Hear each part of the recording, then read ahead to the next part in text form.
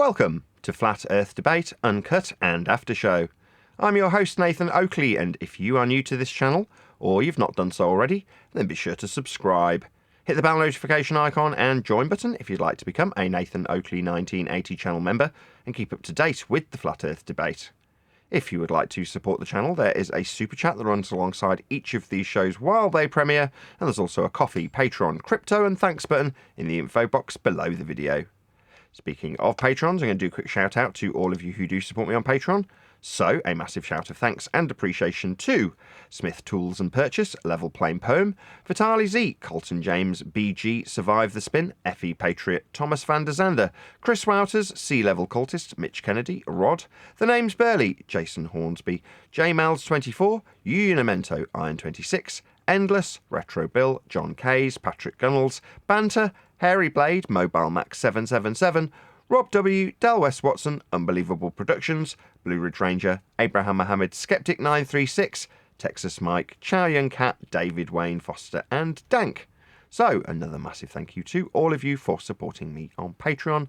Links to Patreon are below this video. And with that, I will hand across to whoever is in Discord and Google so you can enjoy their dulcet tones while I set up for today's live show.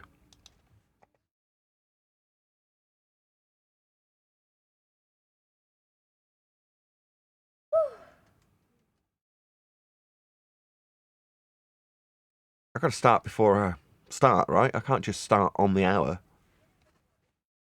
Pre-show. Well, yeah, true. Anyway, good to have you. Wax. What was that? I'm sorry. I just said good to have you.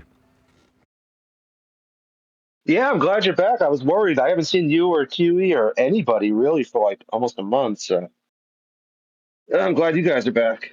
Yeah, I was very ill. That sucks. I'm sorry to hear that. That's all right. I'm far better Not now. one thing, it'll be another. Yeah, absolutely. It's always something. Last year it was my teeth. This year it's my gallbladder. Next year it'll be something else. That's what getting old's all about, isn't it? There's always something going wrong. I remember some comedian describing it as getting downloadable content, DLC. That guy that was recently ridiculed for pirate software guy. He's saying you get to about 30, you wake up one morning and you've had a download. And it's a stiff neck download. You didn't ask for it. It just comes. Suddenly you've got an update. It's a creaky neck update. It's funny, like, 'cause I'm 36 myself. I've never felt old yet, but I notice now if I like lay with my arm holding up my head on the bed or something, it takes me a second to get back up. I'm like, oh, this is new. I don't like it. Yeah, I know exactly what you mean. Start making old man noises getting out of a chair. Yeah, exactly. But like when I was like 26, I could sleep on a center block and be perfectly fine. Yep. Yeah, you're in your 20s and you think you're indestructible. Age. And you get to about your 30s and suddenly realise you're not. Yeah. It's like that. What's that one comedian? I heard him say a joke. I don't even know who it was, but he said for like his 38th birthday, he sat on his balls and that was his birthday present.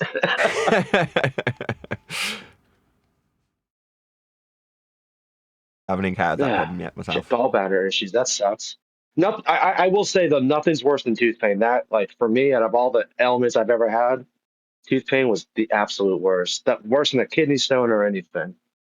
Yeah, at various different points when I had a problem with my one tooth, which has now been removed, the pain went all the way to 10. As in, I can't imagine there being a more painful thing to experience. Do you know what I mean? And that was while the dentist was examining me. So he was poking around and suddenly obviously hit on whatever was there, an abscess or something. And I screamed, like, at the top of my lungs, involuntarily. Like, there was no, I didn't intend to do that or anything like that. It just happened. Suddenly I'm screaming. Now, with my gallbladder, that happened several times, but, you know, it didn't hit a 10. It was an 8 or a 9. It was very close to as painful as I've experienced, but, you know, more sustained. It wasn't he's poking it, then it's gone. You're at a 10 for a second, and then it's gone. You're just back to the level 3 or whatever you are. With my gallbladder, it was like a pain level of 8 or 9 while I'm sat there in paralysis, not physically being able to move or speak or look in a different direction without it hurting slightly more. Just holding my wife's hand going, am I going to die? I'm so scared. Yeah, I remember I was having, like, when you were complaining about your tooth, and I'm like, oh, that sucks, because I had a toothache like 6 months before that. And then like a week or two after you were having your tooth issues, it ended up, I ended up getting another infection in my gum or something. And for like 4 days, like I literally did not sleep like a wink for almost 4 straight days. Like I was just laying there like in absolute. It's different because like a kidney stone's like extremely intense, but it's intense for a very brief period, and it's done. Whereas like the tooth pain, it just lingers and it's there constantly. It was horrible. I've never had a gallbladder issue, so I don't know what that's like. But do you have to get it removed? Is it Dr. Fortunately, Vax? no. Well, fortunately not, no, because it was an infection, so they gave me a load of antibiotics and then it went away. Or is in the process of going away. Let's put it that way. But no, it just... That's good. Gallbladders are something. weak. So I didn't know there was anything wrong. I mean, you get the general twinges and back pain. You just think, oh, it's just getting old. In spite of the fact that it's like specific to a shoulder or something. And in this instance, my wife had cooked up some fish and chips. I had 5 mouthfuls, and then I was just crippled, like literally in paralysis, could not move, screaming. I'm like, bloody hell, what's going on? I've got all these pains shooting through my groin and up through my chest, and I'm like, what's going on? So yeah, from then it's been like, I don't know, 2 or 3 trips to my local doctor and half a dozen trips to A&E, and an ambulance called out once. You sound a lot better today. Because the antibiotics have worked, basically. Now, I just it's came up funny. with an Like idea. if you had fish and chips, that makes sense because if you have gallbladder issues, if you eat something that's high in fat, your digestive system will have trouble keeping up with like the bile to digest it. So the fact that you had fish and chips and had the issue, that actually makes perfect sense. I've got to be honest, just talking about this is making that particular area of my body hurt. So can we stop? We don't have to talk Is that okay? Literally, it's making it hurt. That's enough. I was thinking the opposite. You said your wife made it for you. Invite some ballers over and have a cooked fish and chips. Yeah, I won't be doing that. I'm on a very low-fat diet at the moment. I mean, that has changed since getting a bit better. I've started reintroducing fats into my diet. Scary though it is, and it's fine. Like when I broke my fast, I broke it with cream because that's what they suggested you do. You're like, well, that's extremely high in fat, and I didn't have a problem. I mean, it was. I say I didn't have a problem. It was actually slightly painful. It just didn't paralyze me. You know what I mean? There should be a warning. When you fast, do not break your fast with McDonald's. Yeah, I said this yesterday. I did all that research. I'm like, it seems obvious to me, but I've not. Maybe you could call it fasting. But when I was in my teens and very overweight, I went on a very strict calorie-controlled diet, which was akin to fasting because it was so much lower in terms of calorific intake. And so the experience of having your stomach shrink and all the general side effects I was very familiar with. It was all very familiar. And therefore, when it was time to end, like into the 3rd day, or in day 2, I started looking up how's the best way to come out of this process to not only prolong the effects, but also to not reverse them or cause pain like you experienced, because that's the last thing you need. And all of the advice I got said the same thing. If you do it wrong, you end up ravenous, was the word they used, which is to say that you just end up stuffing your face twice as much because you're so hungry after the 3 days of fasting. So I'm like, okay, well, how do you counteract that? And their suggestion was start very slow, introduce some fats like olive oil or a bit of cream or something like that, just to start your metabolism going, but not sugars. So you're not kicking in your insulin immediately, and then slowly work up to a meal over the course of maybe 3 or 4 hours, which is exactly what I did with, like I say, a couple of creams in my coffee, and then salad, and then yogurt, and then, like I say, a few hours later, a normal small meal. Now I'm back to normal. Yeah, but you're not. Listen, I know about it, but I had no idea. like breaking a fast at McDonald's, like a Big Mac meal, would be so painful. Somebody was telling me it's because, you fast for 3 days, your stomach shrinks a little bit. Yeah. And you're over there shoving a Big Mac down your throat. What do you think's going to happen? Yeah, it would have been the same with anything. It's not just necessarily because it's a Big Mac. It's because of the quantity. It's just if you'd have overstuffed your face with veg, you'd probably have done the same thing. Right. Yeah, I agree.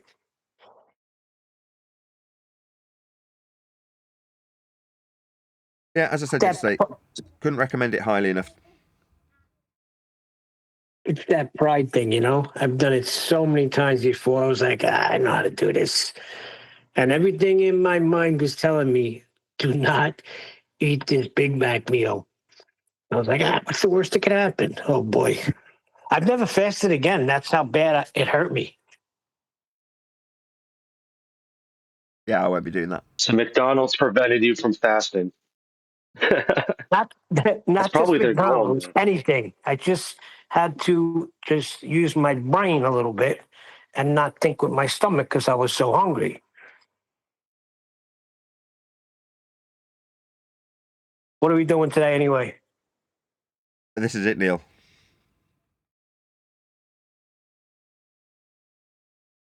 I'm just glad we're back socialising.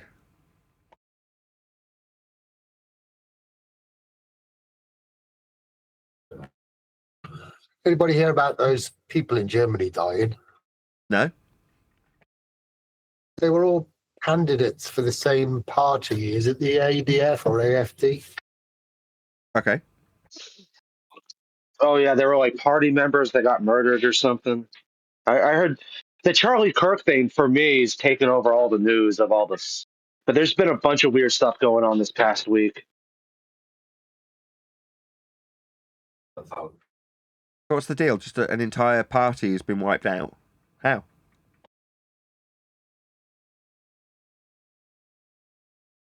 They broke their fast at McDonald's.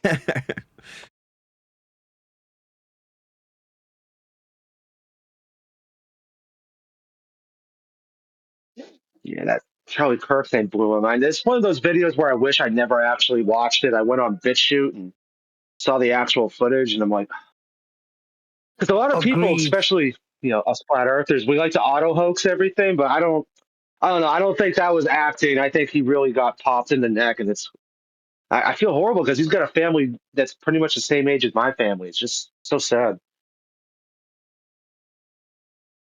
Yeah, it's one of those things I just wish I didn't actually see. I mean, I wasn't even a fan of him for real. I've always known who he was, but just see someone die like that is horrible. Max, you can't be influencing college students now. That is a no-no.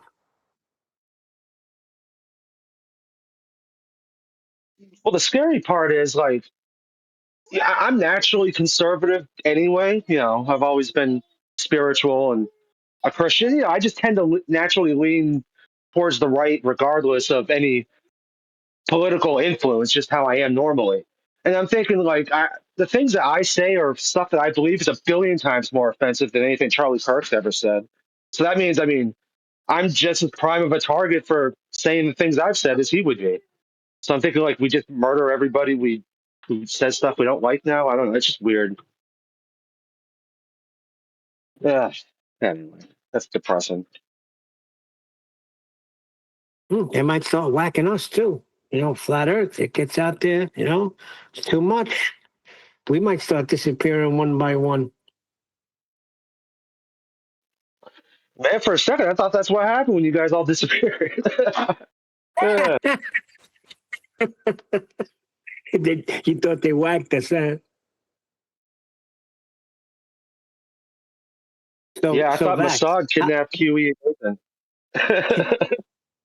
Vax, have you been over to politics? I know you're a big you're a big fan of that show, and they love you over there. Yeah, it's funny. I was over there about 2 weeks ago. I haven't. I just the whole summer. I've really ever since the show here kind of went on hiatus for a minute. I haven't really been on Discord, but I went on the politics at like 1 o'clock one morning randomly. I just couldn't sleep, so I popped on there for a second to listen, and it was pretty much dead. And two of the people I've always had issues with, they're like, "Oh, hey, what's up?" And they're all like super friendly with me, and Hey, help me argue with this Glober about something. And I'm like, wait, what? You guys like? What? No, I'm good. And I left. I think they've become really fragmented themselves. So I don't know what's going on with it. That was the point. Yeah, it depends. It depends on who's in there. Like that DJ dude. He had issues with us from day one, and you could tell, like The when you Australian first kid. popped in, how you treated. You're like, whoa, what the freak did I say? This guy's threatening to mute me immediately. Yeah, it's whatever. I mean, I didn't do myself any. There's been a couple times where I've had a little too much drinking gone on there, and I was kind of. I've been obnoxious in there too, so fine. I only go in there to be obnoxious.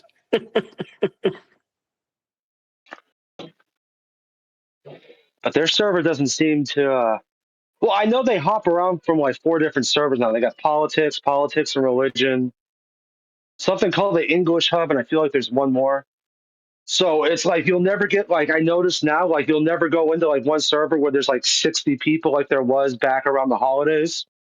Now it's like like 10 people on like 5 different servers. So it kind of I'm starting to wonder if they're starting to like kind of like fragment off into separate little cliques. But I don't know. What's up, Steve? I know Steve thinks the Charlie Kirk thing was probably a woman dressed up as Charlie Kirk with a ketchup packet. Good He morning, thinks there's guys. no trees. Hello.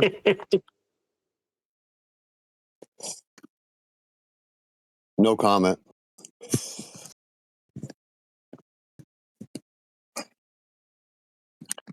Welcome to the show. Somebody wrote a song Stevie about it. Babes. Hey, Neil, how you doing, brother? You sound really good, Stevie. What are you speaking through? Just my cell phone. Never switch.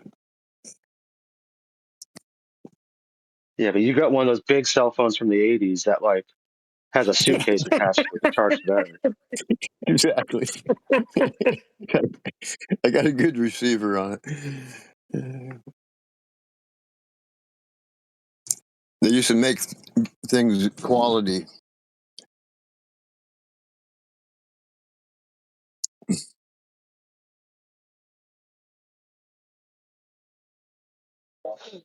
Yeah, nothing's made with quality anymore. Not for real.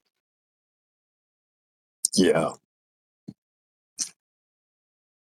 Everything's Electronic. disposable. Yeah.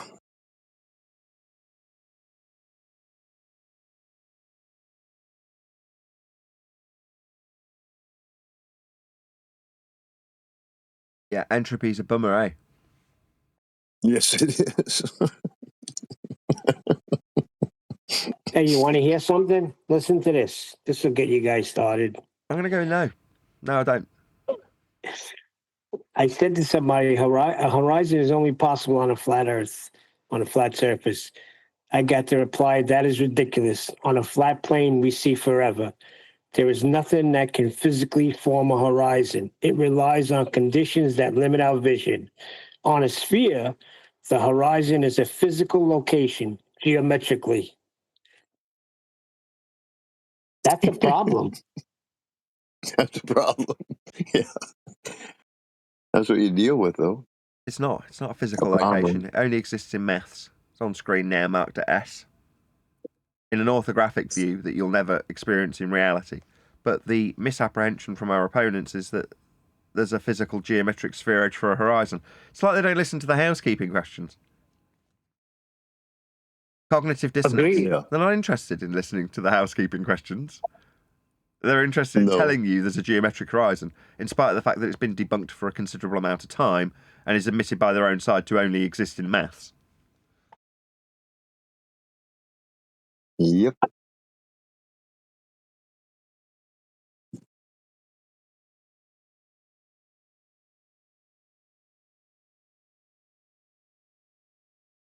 It's like the black swan don't exist to them.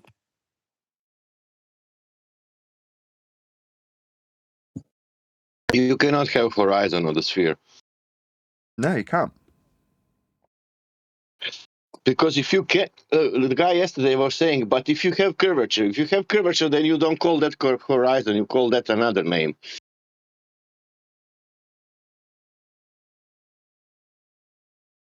That line, if it's curving, you don't call horizon. You will name it. That's something else. But horizon has the name, and that's something what is flat. Yeah, it has to be axiomatically for it to be useful. So what they say here is, but look, here's how it starts out. On a spherical Earth, the horizon exists because the planet curves away from you. As It you will move be higher called up, horizon. listen to the rest. As you move higher up, you see the farther before the surface drops out of sight. What? Yeah. Yeah, my question is, how does anybody know? They don't. Even if they say something. They don't. That's a begging the question fallacy. The horizon is Right. my sphere edge because Earth's a ball is a begging the question fallacy. Right, but my thing is when you hear things like this or people say things like that, it's like, what are you talking about? You've never been on a sphere to make that claim. It's rhetoric. Meanwhile, there's several trolls that have took it upon themselves to get in touch and defend how fugly Dave McKeegan is, and when they do, I rub their faces in the flat Earth measurements detailed in the form of surveying by Simon Dan, or elevation angle measurements taken by an incompetent fugly Dave McKeegan, and then ask them why they're choosing to defend Dave's honour about how frigging ugly he is, rather than accepting and acknowledging how flat Earth gets measured. And they tell me it doesn't. And then I point out that, well, Dan's wrong then when he accepts and acknowledges that for convenience they measure it flat. And then they go and tell me, no, that's only on a localised area that we measure a flat Earth. It's called plane surveying. That's why we measure Earth flat. We're not living on a basketball. That's what they tell me. And then I quote them, as in, quote, how they've just told me we don't measure Earth flat, and then simultaneously told me we do measure Earth flat locally for convenience. It's called plane surveying. It's like, yes, so we measure Earth flat then. I really enjoy rubbing these trolls' faces in their own words when they come to defend how ugly Dave isn't. Really amuses me. I can do it for hours. Can I just point out that Dave's only ugly locally? Only locally ugly. Yeah? It's only measured ugly locally. Yeah, how much I want to scrape my own friggin' eyes out when I stare at Dave's fugly face has nothing to do with how flat Earth gets measured, though, has it? I mean, I can bleat and moan about how fugly men like Dave are a lot more popular than me, but that's just jealousy. I'm jealous of how a fugly scum like Dave has managed to become so popular. That's pure jealousy on my part. But how fugly Dave is doesn't change how flat Earth gets measured. By him. Or how incompetent he is when he sets up a tripod incorrectly. That doesn't change how the elevation angle measurements he did succeed in achieving were flat Earth proof. How ugly he is or how incompetent he is makes no bearing on how flat he measured Earth. Or our survey says Earth's measured flat always, without exception, locally and at all scales. Dave's fugliness doesn't come into that, does it?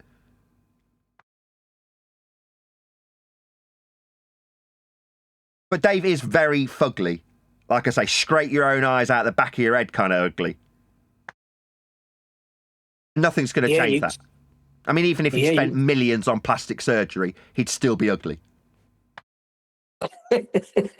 You got Buck Sodbuster all upset about it. Oh, Buck, bless! Meanwhile, pitch data proves Earth is a horizontal plane for elevation measurements off sea level. We got those from Buck Sodbuster. What's that, Buck? You're upset that I'm calling Dave fugly? He is fugly. Really fugly. Scrape your own eyes out, fugly. And Earth still gets measured flat by him. Oh, do you not like me calling him fugly? I'm going to do it more. In case you hadn't gathered, the fact that it's got a rise out of Dave means it will never, ever stop. I will perpetually call Dave the fugly monster troll that he is from here on forth. Because he doesn't like it, does he? Now, I don't like liars telling me that because a diagram shows a curve in something with a measured angle, it means that Earth's curved. That's just Dave being a disingenuous shitbag. Again, how friggin' ugly he is doesn't change how disingenuous a liar he is when he suggests that his curve angles validate a sphere Earth. Now, they're flat Earth elevation angles off a flat surface level. You fugly scum. And you're never going to hear the end of it, Dave. Yeah? Just how ugly you are will be pointed out by me because it's a fact. Ugly on the inside too when he lies about elevation angle measurements. That's what I was just going to say. The ugly part is really on the inside, and it just displays itself on the outside. That's right. He just looks like you'd want to scrape your own eyes at. No, that's nothing to do with how ugly he is on the... It just is physically repulsive to look at. Well, Buck Sodbuster's got credentials now, Nathan. He's an engineer, and he has written programs for aeronautics. Oh, really? And he I'll knows look him up, about shall I? these Shall I look things. up on the internet? Mr. Buck Sodbuster. No, you're a faceless, nameless troll coward. You don't seem to understand what you are, Buck. Yeah? What you are is a coward, a faceless troll. You're a nobody, an insignificant nothing. The only thing you've done of relevance was pass us the pitch data. You didn't produce it. You're not measuring off surface level, sea level, are you, Buck? Now, the NTSB is the real originator of that information, not a man going by a fake name. Who thinks he's an engineer? No, you're a wanker, a faceless nobody. That's what you are. A faceless nobody getting upset because he's got an ugly guru. Meanwhile, Earth's measured flat in pitch data. Yeah, now that's the facts of the matter, and you can't get around that. They're indisputable. Yeah. I mean, look. Surveyors use flat approximations for convenience. End quote, Simon Dan. Yeah, they do measure Earth flat. Simon Dan.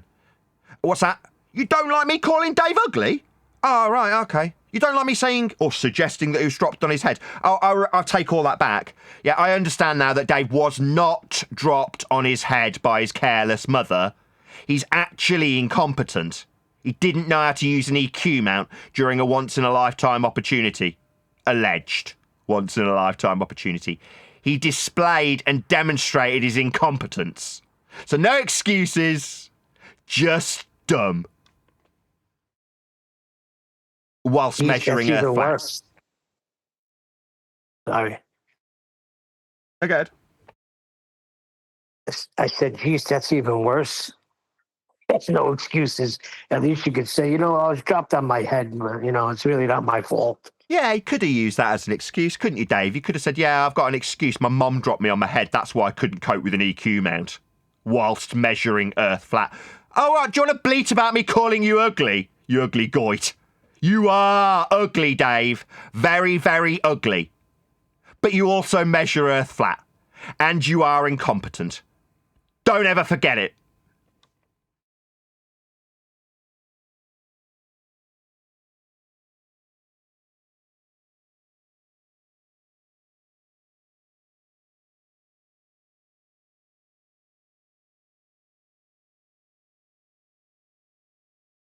Anyway, that's enough about it. Go on. I heard a good quote from Mike Tyson today. He comes out with some winners. He was telling this guy, he goes, you got to know who you are first before you allow people to tell you who you are. I got it written on my collar. Got a little name tag, just in case I forget. Now, I tell people who I am repeatedly when they come and tell me Earth isn't measured flat. After I take their own words and concessions of just how flat Earth gets measured by surveyors, I then rub their nose in my name with things like, my name is Nathan Oakley, I'm the one currently teabagging you. I'm typically responding to faceless cowards like Buck Sodbuster who don't give out their real name and will give out names like Bruce Wayne or Batman as their name. That's what I have to deal with. When I respond, though, I give my real name and stand by every single word I say. I mean it when I say I'd rather scrape the eyes out of my own head than look at Dave's ugly face. I mean that. My name's Nathan Oakley. Dave McKeegan's ugly.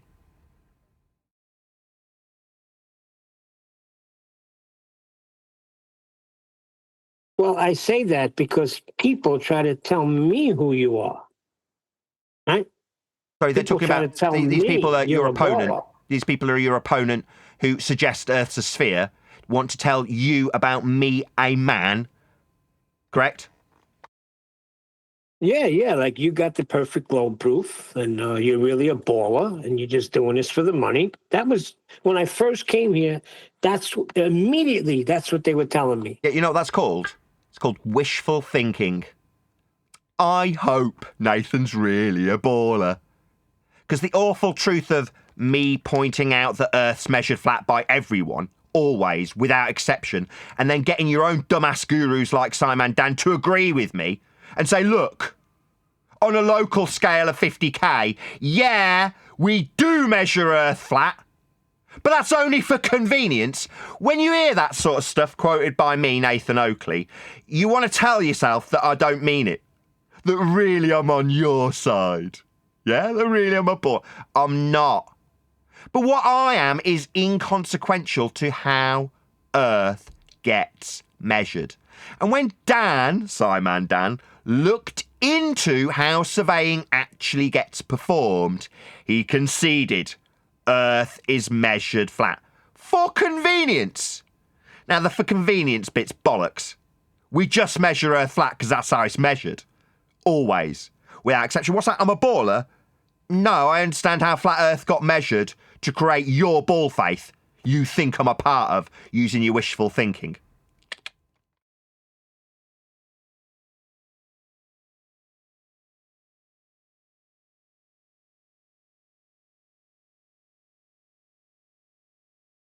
That's what it's about. It's about discrediting the man.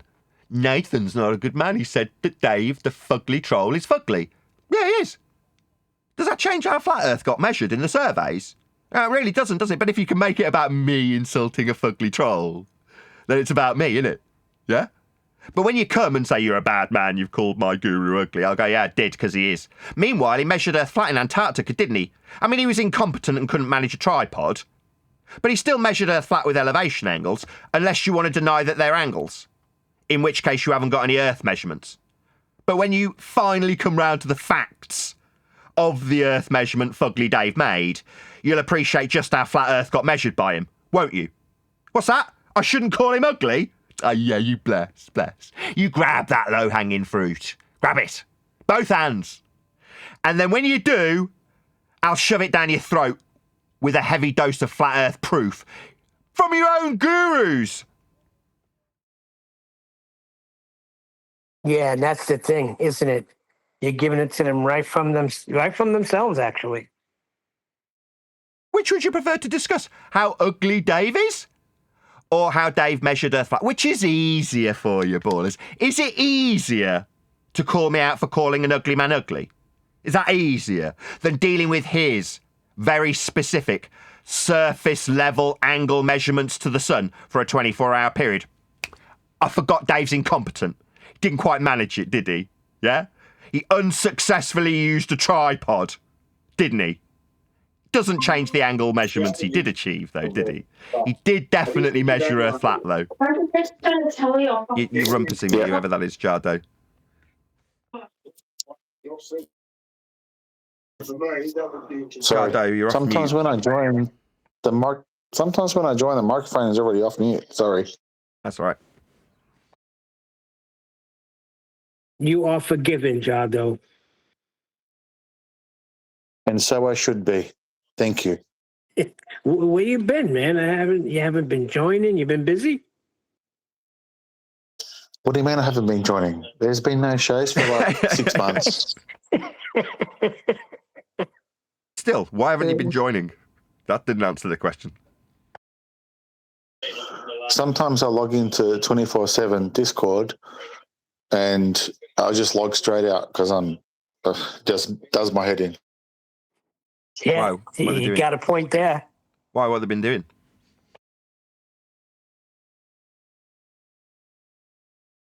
Well, I logged in tonight and they were talking about 9/11 buildings. I thought I'd give it a go tonight. I hadn't logged in for a few days, and then I'm like, fuck me. So sorry, I'm like, stuff me. Out I go. Well, QE's having a show this Saturday. I believe he is. It's not definite yet, but he'll be going over something that happened on 24/7. It's not even the fact that they talk about things like that. You can understand that. Yesterday was 9/11. But the way they tried to argue something that's not even supposed to be being argued over, it's just, it is what it is. And they're still in argumentation form. And it's poor. It's very poor.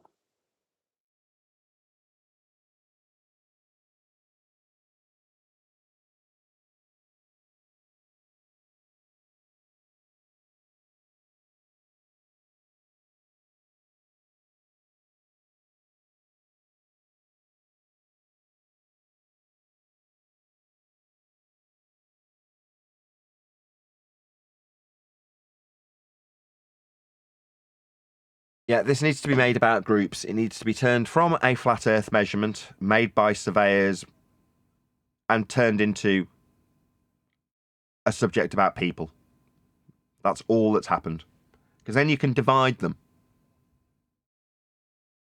Yeah, because not enough people, it's like they're resisting speaking about the measurements because it ends it.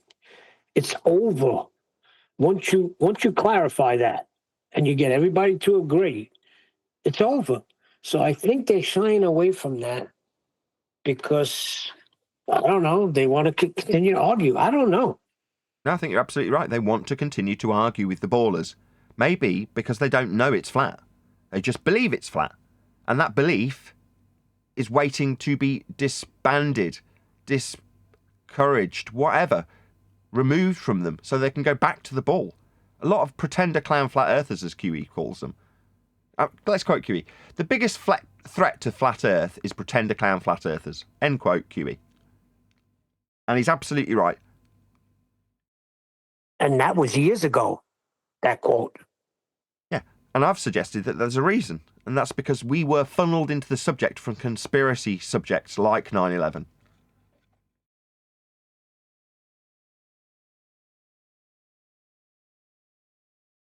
Your average Joe, hearing someone like Dave Weiss talk about 9/11 truth, architects and engineers, Judy, whatever her name is, that makes you sound insane. And a conspiratard. That's what it makes you sound like. Now, in my opinion, that's absolutely the point of having us funneled in from those subject matters. So that while we babble on about flat Earth being about a matrix or a conspiracy where we've been deceived, it's not about any of those things. And in many ways, I'm just as guilty. But now in 2025, it's like, no. The subject's about how Earth gets measured. And what happens when you start pointing that out? Your opponents agree with you. Yeah, for convenience, it's measured flat, says Simon Dan.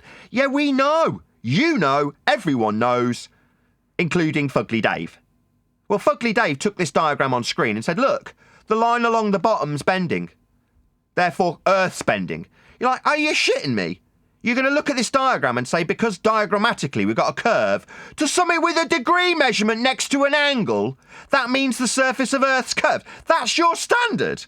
No, if this is curved, it's not a frigging angle, moron. But that's what we have to deal with from Fugly Dave. He's a disingenuous scumbag liar. Can I say something, Nathan? I'm going to go with no. So, like I think I mentioned it the other week, like you're right, these idiots just talking about sea level being curved, and we go through these video clips of these idiots talking nonsense. And I think I had a chat with you. It might be a good idea maybe to go through some videos like, surveying videos, looking at surveyors and how they actually, what are they actually doing? What tools are they using? Yeah, because we're not just saying the Earth is measured flat. and these tools are measuring angles and elevation angles, this is how they're used in everyday life. So I think it'd be beneficial for the audience if we was to grab some videos, maybe on surveying, flight. There's lots of different things that we talk about in us, and let's hear it from the professionals' mouths, not ours, and point out that it's not just us saying this. This is how engineers talk. This is how pilots have to navigate the Earth in level flight. Let's go through some videos like that instead of watching Globum and Simon Dan and these idiots who are just talking nonsense. Let's let the audience see that everybody's saying this, not just us. That was my thought. I mean, I have got a little video of a surveyor. It only lasts a minute, but it tells you what they're actually doing and what tools they're using. And we could probably break down some of the words he's using and go and bring some definitions up and have a look at that. It might not last as long as the Globum videos and Simon Dan videos, but it was just a thought. I think. Yeah, bung it massively. Wonderful. Yeah, we'll cover that in the live show. Okay.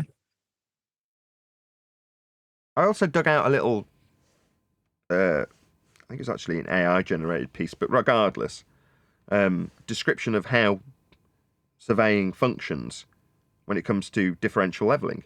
And the description's quite explicit. It's describing how to calculate an elevation angle, you need a known distance that's horizontal, and that they're measuring with respect to a planar surface. That's what it makes explicit when detailing how surveys get performed with theodolites.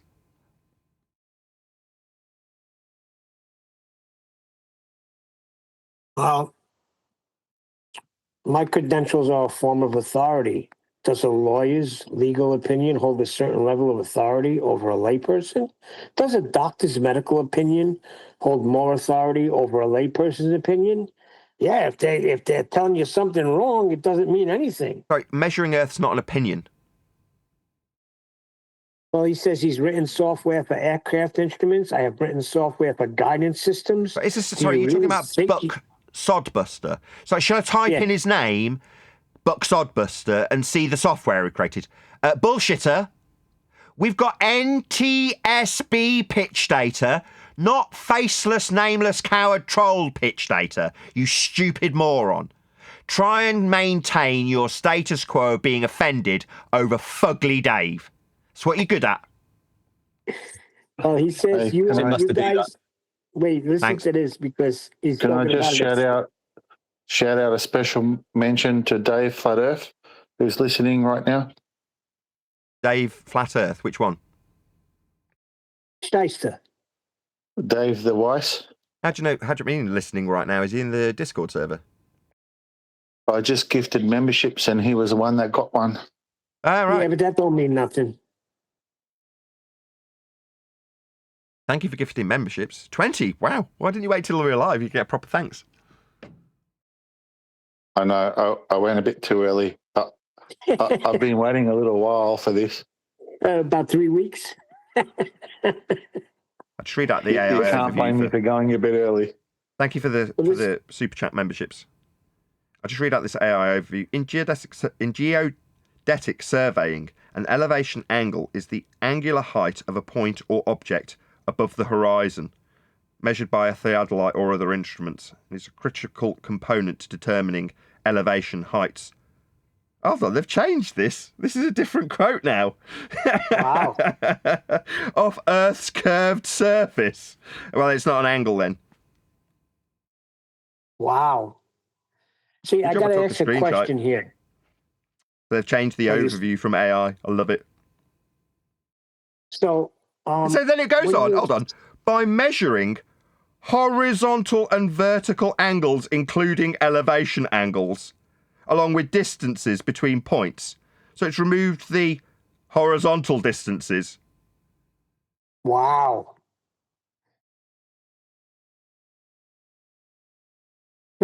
Yeah, and elevations of large-scale mapping, infrastructure projects and land management, accounting for the Earth's curvature. How are you going to do that if you're measuring elevation angles? I love it. AI Overviews immediately changed its tune since I've started using it. Standard. Before you get off, I got to ask a question. When you're reading anything as far as data to anything, does that require interpretation? Not if it's measurements. For instance, in the case of this AI overview, it's injected its curved rhetoric into elevation angle measurements. So then when you look into elevation angle measurements, there's no opinion needed, there's no discussion to take place. It's just a measurement. Just look at the first minute. It wouldn't take up the whole show, but we could spend 15 minutes on that 1 minute probably looking at what's, the words he's using and the tools, and we could go around the table and explain what is happening. So I just wanted to say it's not the full video. It drags on a bit, but the first minute gets points across. And get started. Here we are going to have lecture 1. In this lecture, we are going to have introduction to surveying. So what do we do in surveying? So in surveying, we are going to have measurement. We are going to measure the distances. Yeah, so I was going to anyway. I was just posting the link, so I'll do a couple of things. First of all, there's a link going by to this video, so please subscribe to Ahmed Sadoun. There's a link going by in the live stream chat, and straight away we're into him describing what we're doing. Sorry, just for Dan's benefits, this is a surveyor, Dan. Did he say approximations? No, he didn't. He said measurements, because that's what he'll be doing. He's a surveyor. So surveying involves measuring, not approximating anything. Dan's an idiot. Just to be clear. Anything else you wanted to add? I think that's important. That was what I was sort of focusing on. We're measuring. We're pointing that out because a lot of people in this arena jump to a calculation also after the measurement, which isn't what's being done at that time in reality. What's being done is a measurement, and in surveying, it's usually the surface of Earth. So, so this is what's happening in life, in engineering, in surveying, and it's not us making this up. This is a fact. We do in surveying. So in surveying, we are going to have measurement. I'll just say it again. Yeah, for Simon Dan's audience, your guru's a liar. It is that simple. So you can dilute the fact we measure Earth flat. He used a word that is inappropriate. Approximations. Lying scumbag. That's what Dan is. If you subscribe to Dan, you're a fool. And he's laughing at you. He knows he's rewording the facts in this matter from measurement to approximation, just to dilute the awful truth of flat Earth measurements in surveying. That's a liar. That's what Dan is, a liar. We are going to measure the distances, we are going to measure the angles, and we are going to measure the positions. So Dan's a liar. He didn't say approximations. He reiterated on 3 separate occasions that you're going to be measuring Earth, not approximating anything like Dan the liar has told his audience when diluting the flat Earth measurement facts detailed in this video.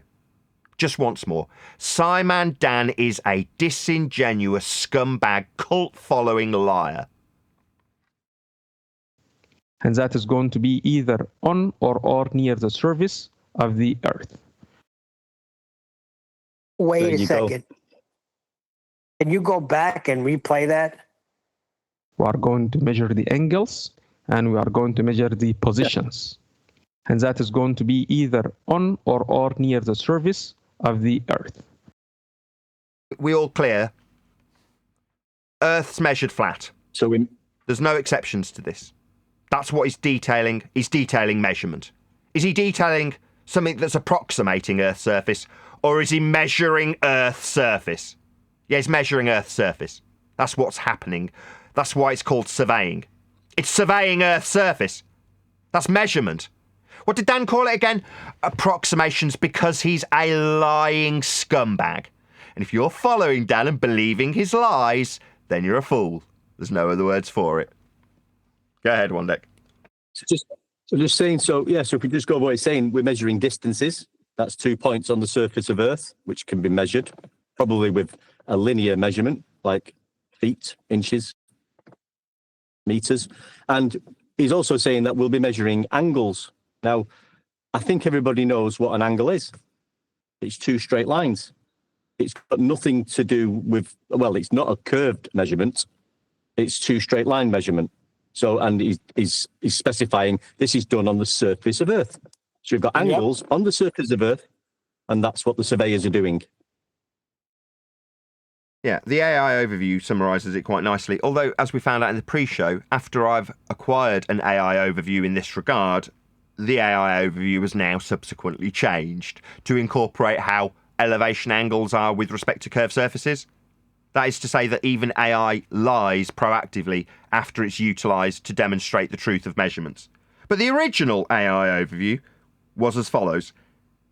In geodetic surveying, elevation angles are primarily measured using a theodolite, which is an optical instrument with a telescope and rotating base to determine the vertical angle of a point relative to a horizontal plane.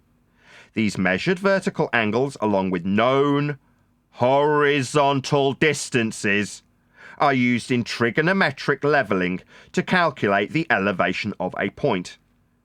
The theodolite measures precise horizontal and vertical angles, enabling the calculation of positions, distances, and elevations, and is essential for creating accurate maps and engineering plans. So it's using elevation angles for mapping. That's to find your way around the surface of Earth. It will be elevation angle related. Yes. No mention of curvature. Curvature is not used. We're talking about horizontal, vertical angles in surveying and mapping.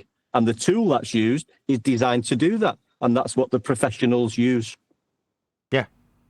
We measure Earth flat. And if your guru's telling you, no, we don't measure Earth flat, we just measure it flat, locally for convenience, it's a flat approximation, then know that your guru's scum. That's scum man Dan the liar, who needs to deceive you about how Earth is actually measured. Now, while he's deceiving you, he's simultaneously conceding the facts. Yes!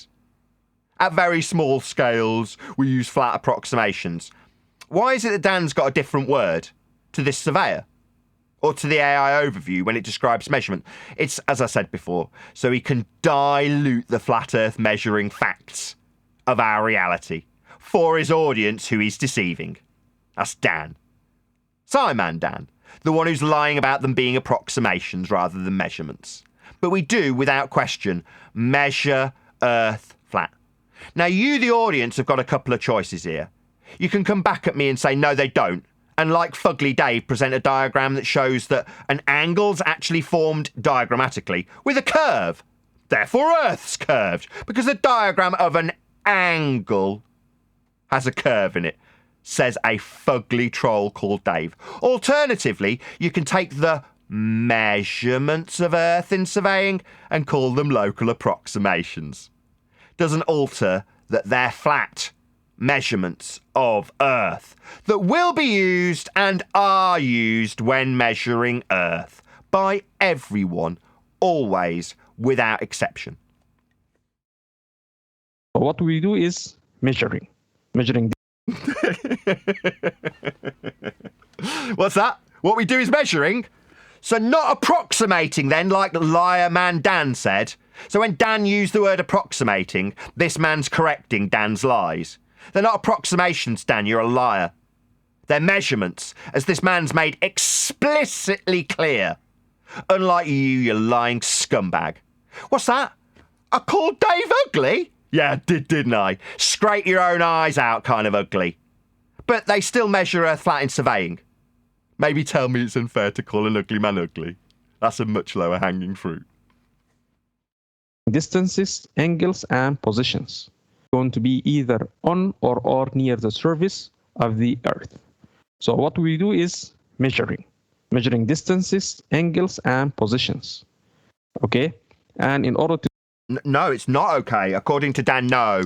No, they're only doing that locally, and it's not measurements, it's approximations, according to a liar called Simon Dan.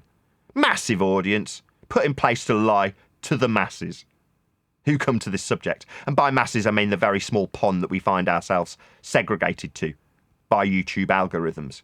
Meanwhile, Dan and I are in the exact same pond with a limited audience. Dan gets the lion's share of that pond's audience, so he can lie to them about what this man's just corrected. And lie is what Dan will do incessantly. To do that, we have many instruments or devices. We have the steel tape in order to measure the horizontal distances and the slopes. We have To measure the what distances, did he say? I think he said horizontal distances, Nathan. What do we do in surveying? So in surveying, we are going to have measurement. We are going to measure the distances. We are going to measure the angles, and we are going to measure the positions. And that is going to be either on or near the surface of the Earth. This is a bit I'm interested in, his next statement. So what we do is measuring distances, angles, and positions. Okay, and in order to do that, we have many instruments or devices. We have the steel tape in order to measure the horizontal distances and the. It's over. Measuring the horizontal distances. You know why all maps are flat? It's because Earth is flat. And you don't attain horizontal distances unless it's scaled and mapped and measured flat. And that is precisely what this survey has just detailed. All distance measurements in this regard, if they're going to be used for trigonometric functionality, must be measured flat. Horizontal distance measurements. What's that? Local approximations for convenience, says Dan. He's a scumbag. He's a liar. Why are you even subscribed to him? I'll tell you why you subscribe to him. Because you're as stupid as he is. Yeah? You're too dumb to realise that a very stupid man named Dan is deceiving you. You're more stupid than he is. That's why you've been taken in by the flat Earth local approximations that surveyors use. No, they're measuring horizontal distances. Dan's a liar. Dave's ugly and measured Earth flat in Antarctica for a limited period, not 24 hours, too incompetent to use an EQ mount. And Dan's a scumbag liar who says that the flat Earth measurements are just approximations locally for convenience. Liars. Earth's measured flat. Don't have to like it. Not just them. There was people in chat yesterday claiming that it's not the ground that's being measured. So I'm glad this video, we have a professional stating what's done and how it's done. So on or near the surface of Earth is not the surface of Earth. No. It's not the surface of your idiotic, cult-like globe Earth. But we do measure horizontal distances. We do navigate with flat maps and flat scales. That's how Earth gets dealt with. It's just not your curved Earth, dumbos. It's not the flat approximations lied about by Simon Dan either. Yeah? It's actually the flat Earth prerequisite elevation angle measurement made in a limited format by an incompetent man who's very fugly named Dave. When he laid out his surface level angle measurements to the sun for a limited period, not beyond the limitation of his actual ability when it comes to using a tripod, I might add. He wasn't dropped on his head. My assumption that his incompetence when it comes to an EQ mount was down to his careless mother. I've been corrected.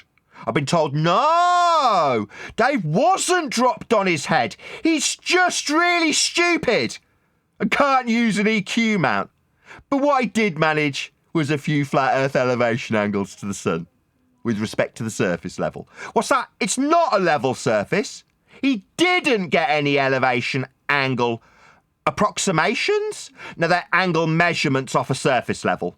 And if it ain't level, it ain't an angle and you haven't got any measurements.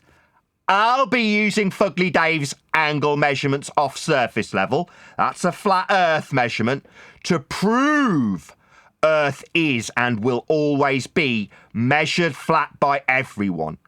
As for Dan's pathetic attempt to make measurements into approximations on a local convenience scale. They just make him look like a disingenuous scumbag liar, don't they? Now again, if you, the audience, can't recognise this, that makes you more stupid than them. That's all it means. You're dumb. The slopes. We have the theodolite, through which we are going to measure the vertical and the horizontal angles. Can we stop there? Yeah, They don't have those. Yeah. So you've already gone over this, Nathan. These tools that the professionals are using are designed to measure angles and elevation angles, horizontally and vertically. No mention of curvature at all. Yeah, that's not being done. It doesn't even come into the job. Yeah, of what he's doing. He's telling you what he's doing, and he's telling you what tool he's using. And if you look at what the tool's designed for and its purpose, you'll find out. It's measuring elevation angles off of a surface that the tool is levelled to, so that the angle to the horizon is flat and forms part of the angle. Now, as is detailed on screen, on or near the surface of Earth, because it's a surface of Earth measurement. Flat Earth surface level measurement.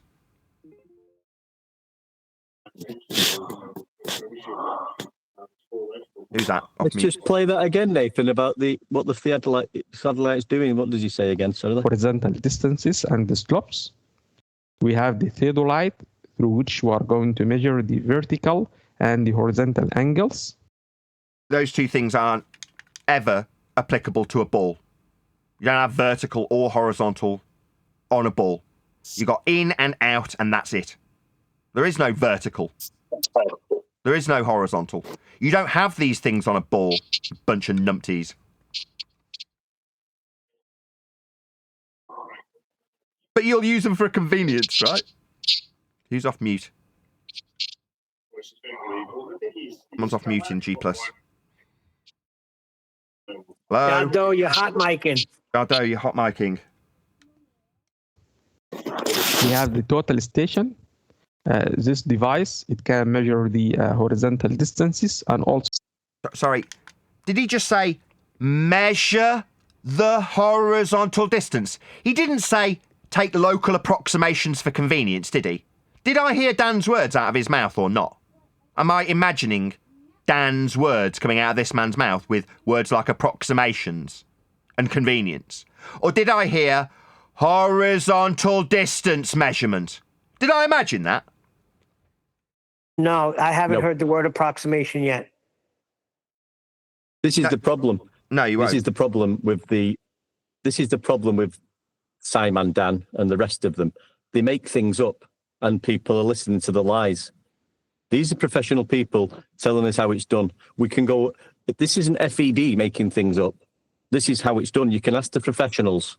Yeah. In engineering, flight, anything else. And this is what we're going to do. We're going to get the professionals, and they're going to tell you exactly what we've been telling you. Earth is measured flat, and it's dealt with flat, it's navigated flat, and it always has been, and it always will be. I'm going to go a slightly different way. No, if you're one of the dumb people I described earlier that's more stupid than Fugly Dave and Simon Dan the liar, don't approach these people. They've got a job to do measuring Earth flat, so they can build things and survey things, so we can navigate, use charts and maps. These are professionals that use a flat Earth for their day-to-day tasks. You idiots who believe you're on a ball have no place talking to these professionals. Do I make myself clear? You idiots in a cult aren't worthy of these people's time. Meanwhile, these people are measuring Earth flat. They're not approximating jack. They're not doing it for convenience. They're doing it to build stuff on a flat Earth. Make no mistake, your gurus are liars. These people don't need bothering by cult members of a globe faith. That's the minute mark. Is that all we need? You were right. I think there's a little bit more. There's a little bit more, Nathan, I think. No, so not it long. can measure the vertical and the horizontal angle. So the total station, it can do the job of the steel tape and the job of the theodolite. Open an award-winning ISA today. You're not the boss of me.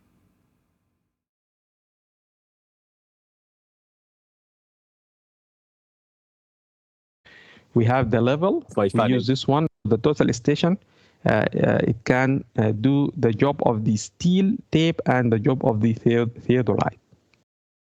So it can measure elevation angles on or near Earth's surface, and it can measure horizontal distance measurement along Earth's surface. So to summarise, this tool can measure Earth flat. That's what this tool does. There's no exceptions about what this tool does. And why have we got this tool? Is it so Simon Dan can lie about the approximations at a local level for convenience?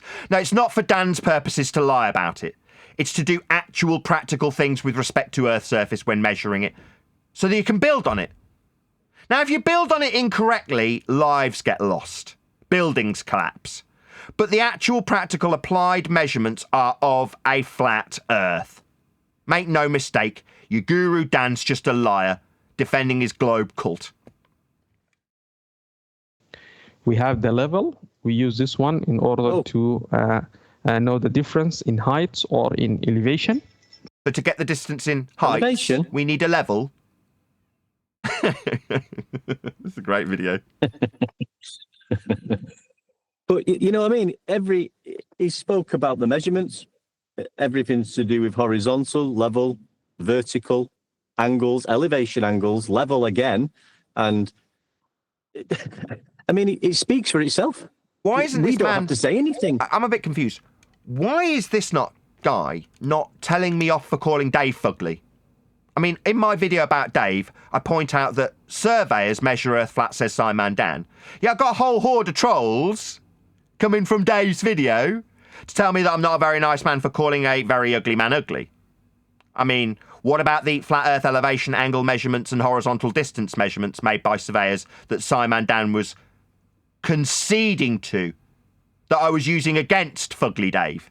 Why weren't they addressed by any of Dave's followers? Oh, is it because, like I've already pointed out, you're too stupid to realise it, and you only want to defend what Dave's told you to defend? The fact that I've called him ugly?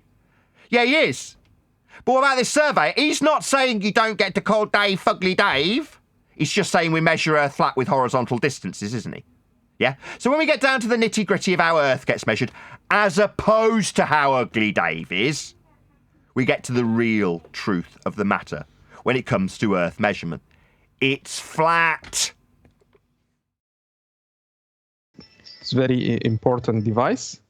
And also we have the GPS, through which you are going to know the position of or the coordinate of a point. The coordinate system is also a flat planar grid in GPS. GPS is a flat Earth system using a flat grid. That's how GPS works. What's that I hear? It's a global positioning system. Yeah, name only. When you actually look at how the damn thing works, it's flat. How else would it work with his horizontal distance measurements, vertical, horizontal, elevation angles? It wouldn't work with any of them if it was curved. But it does, because it isn't curved. GPS is a flat Earth proof. Yeah, it works on the XYZ axis, doesn't it, Nathan? Correct. Which is nothing to do with curvature. Cartesian plane. So, again. So we are going to use all of this device in order to measure distances, angles, and positions. Not once did he say approximate. Not once did he say it's only local. Not once did he say, but it's actually curved. Not once did he contradict himself like Scum Man Dan the liar, who's just a little bit more intelligent than the majority of his audience. That's really low down the pecking order. The bar's pretty low already. But meanwhile, if you're watching him and taking in what he says, we use local approximations for convenience. No. Surveyor says it's all about the measurements, Dan. I think that's it, Nathan. So why do we need surveying? In order to answer this question, we are going to go through this example, which is construction of a building. So we're clear. In order to build things, we measure Earth flat. This is not subtle, is it? He's not saying we use horizontal distances, elevation angles, verticals and horizontals so that we can approximate Earth because it's spherical like. That's not what he's saying. He's saying we measure Earth flat with horizontal distances to build on Earth. That's what we do. Why? There's no need to explain it. There's no question at the end of his statement of fact, is there? He's not saying, why do we measure Earth flat? He's saying we measure Earth flat with horizontal distances and then we build on it. It's not up for debate. It's not a question he's asking. He's telling you Earth's measured flat. And why? So we can build on Earth. That's why. If it wasn't flat, we wouldn't be building on it. It is flat. That's how it's measured. And that's how we get to build on it. Earth, that is, after measuring it flat, that is. Nathan, how long have we been saying that Earth, everything, navigated, sailed, built upon, and now we're getting confirmation? Not that we need it from a professional. This is devastating to them. Yeah, like I say, you're just an idiot. If you're watching Dan and being taken in by him, like I say, he's just a little bit more intelligent than your own dumbass when it comes to understanding and appreciating how surveys function. Yeah? I mean, we can take it right down to the nitty-gritty of how things like Earth curve claim to be surveys of a physical geometric spheroid horizon. Below the surface level, this surveyor will measure horizontally. It's there. It's labelled in your own bleeding maths because you idiots on the curved side of this so-called discussion also require a surface level that is axiomatically parallel with eye level. You guys need a flat Earth more than we do for your religion of a ball. Great to see you live again, says OBE Lines. Thank you very much for the super chat.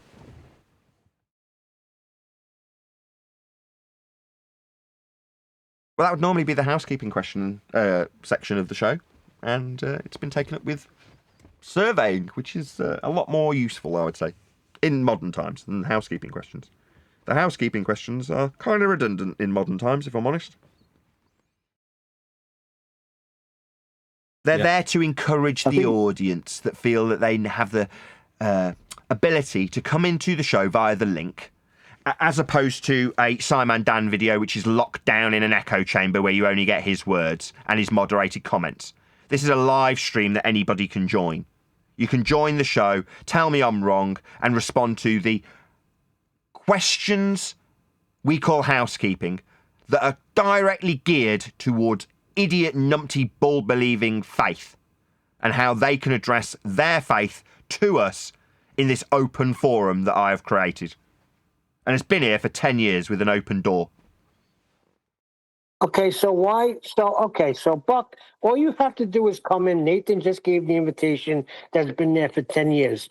So don't come in here, send them messages that hundreds of geodetic surveys have been published showing the Earth is curved when you just had a professional lay it out for you. Come on in here. I'm not dealing with your comments anymore. Do we need surveying in order to answer this question? We are going to... through which we are going to measure the vertical and the horizontal angles. Did you hear that, Buck? Did you get that? Thing is, Nathan, like I'm saying about these videos, we can zone in on a lot of this with what we're talking about in FED. The guys they fed some nonsense about larger scale surveys have to account for curvature, and that the word account is very important there, because yes, it might be accounted for, but it's not measured. Even on larger scales, it's measured flat and horizontal. Then there's some mathematics involved, yeah, to turn that measurement into a curved measurement. It's never, ever measured curved. It's always measured horizontally, vertically, plumb, level. The reason why they throw that in there is because the world believes we're on a sphere. But what I'm saying is, we can find that information out from the professionals. You can find it. They'll tell you that is it WG84 or whatever it's called. They'll tell you it's a mathematical concept. After the measurement, they admit it.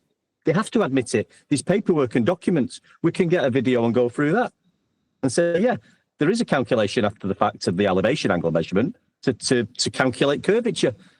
That's what they tell you they do. They're not telling you they're measuring it. It's calculated.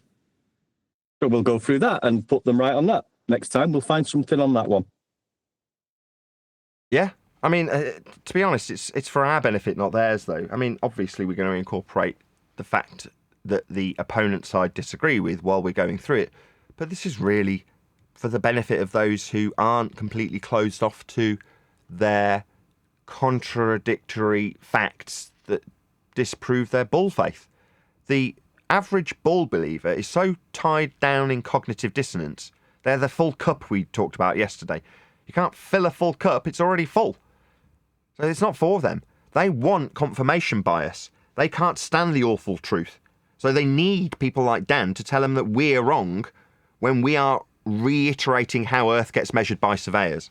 They need to spin how Earth gets measured into approximations for convenience.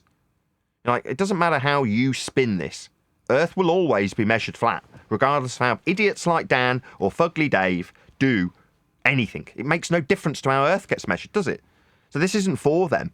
I do appreciate what you're saying, though, going through their sentiment and undoing it. But this isn't for them. Keep your faith, you bunch of cultist morons. I know what you're saying, Nathan, and I do agree with you. But I think people are just constantly listening to us saying the Earth is measured flat, and you're going to need a horizontal for that. And what we've been saying, I think it's good that we show them that professionals are saying this also. It's not just us. It's not just FED saying it. It's not a flat Earth rhetoric. It's just real life. Yeah, and if we can show that more and more, that professionals are telling you this as well. It's not just us. We're not just an echo chamber of flat earthers making things up. We're just dealing with the real world and how it's dealt with. Geodesy is the science of measuring. Once again, you're in a category error. That's it. I'm done with you. As I say, some nameless, faceless troll who suggests that he's appealed to his own credentials when he's got no name is pathetic. Like this guy, the dude we just covered, stuck his name on it, right? Ahmed Sadoun. That's his name. Is he going by Buck Sadoun? No, he isn't. Right? That's his actual name. Like I use my real name when I teabag your stupid idiot claims of flat earth approximations for convenience. No, my name's Nathan Oakley. I'm the one pointing out how Earth gets measured flat. You idiots with pathetic troll names like Buck Sodbuster are here to tell us that you're super qualified. You've made technical schematics and programs. No, we've got NTSB pitch data, thanks. We're good for faceless, nameless trolls' claims. We're okay for that, thanks. We got it from him. Yeah, I'd just like to say on that, Nathan, though, I mean, I've got one deck. That's not my real name, but this is no joke. In real life, that's what everybody calls me. My partner calls me One Deck. The kids over the fence, when they're shouting, they'll go, One Deck, will you throw the ball back over? That's my name, One Deck. That's how I'm known. So right? Just like to point that out. When you throw the ball back over, do you account for the Coriolis? Oh. And my nickname of Sexy Mofo doesn't go over. It just doesn't work as a... I'm Neil Cosentino. You want to talk to me? Join the show. This is to you, Buck Sodbuster. I will no longer be responding. You have an open door invitation. See how he's triggered though, Neil? He's watched the professional surveyor tell him how it's done. He's listened to horizontal, vertical, level, the tools that are being used, designed for measuring elevation angles, and he's triggered. He's saying it's not, like Nathan's just explained, he can't let it go. He can't deal with the truth. See, We've just shown him the truth. Me and Brian had a conversation yesterday, and Brian, we know what this guy's doing. He's too cowardice to join the show, but he knows that I'm going to bring it up, so he's sending, and he's using me like as the middle guy. I know what you're doing. I do it because we're doing a show, Buck, but no longer. That's it. I won't be responding. If you want to talk, you think you have a point, join the show. You know how to get in. Yeah, come on, Buck, and tell us how that survey was wrong. We'd He'll love to wind hear up like Steve Bauman, who Nathan totally annihilated, and now all he does is come in chat saying that it's not the ground or horizontal is curved. You know, idiotic stuff like that. Contradictory. So, not the ground, Steve. Measuring distances, angles, and positions on or near the surface of the Earth. It's just not your globe, Earth, Dumbo. Now, maybe you, when telling us that these measurements of a flat Earth we use to survey, navigate, map, chart, fly, sail the Earth, aren't the Earth?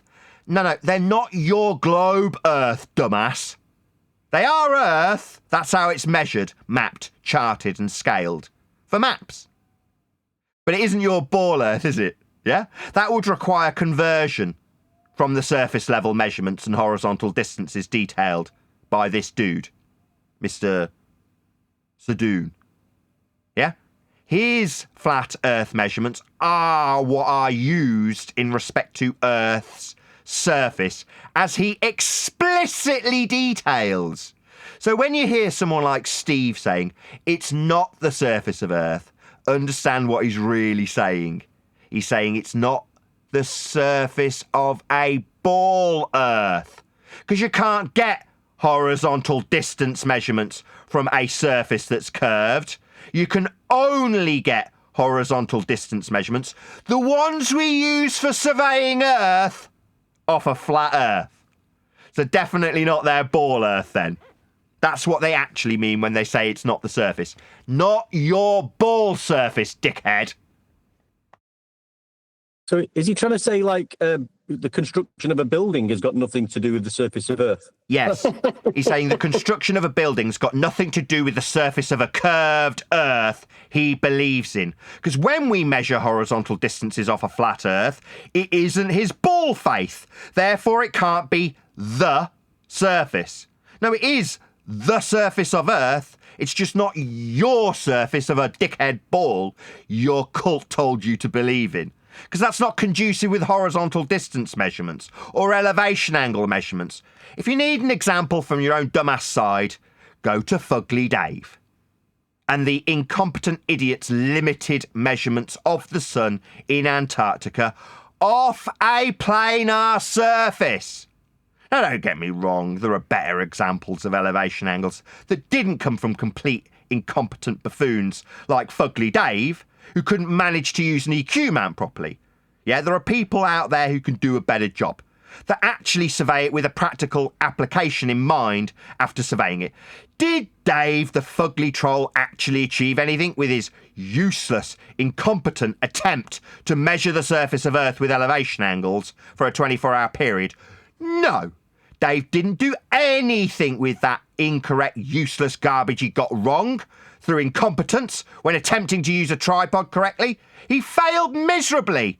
Even if he'd succeeded, he wasn't about to build something in Antarctica. He wasn't going to do anything with his flat Earth elevation angle measurements to the sun for 24 hours. Keep getting the time wrong, don't I, Dave? Keep forgetting how incompetent you are, don't I, Dave? How you failed miserably to use a basic piece of equipment. Keep forgetting that you failed miserably. Yeah? And by failed, I mean highlighted it to the nth degree so everybody's abundantly clear how utterly incompetent you are, you fugly troll. What's that? You don't like me calling him fugly? Tell him not to be so friggin' ugly then.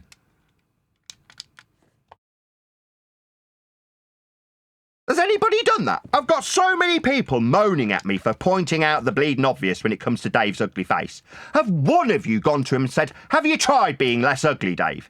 You know, this would all end if you were just less ugly. Can you do that? Go and have a word with him and say, come on, Dave, pull your finger out.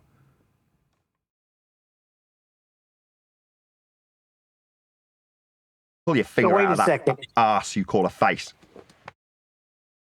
So if I decide to sail to the UK, does it have nothing to do with the ocean, the surface? Really? It's got everything to do with the surface, everything to do with the maps you'll use that are flat, with flat scales, so that you can use linear, horizontal distance measurements when moving around the surface that's been mapped and charted, with elevation angle measurements of a flat surface utilising the stars in the sky to create the maps, to create the grids, to create the planar systems and Cartesian grids that we use to navigate Earth flat. These are the facts. What's that, approximations? Local? Have you never seen a map? You think that's local, do you, dumbass?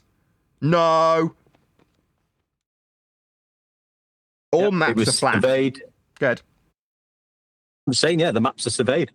That's what the other Lite and the tool stations also used for. It's used for surveying the surface of Earth and plotting maps, so we can navigate, get around this place.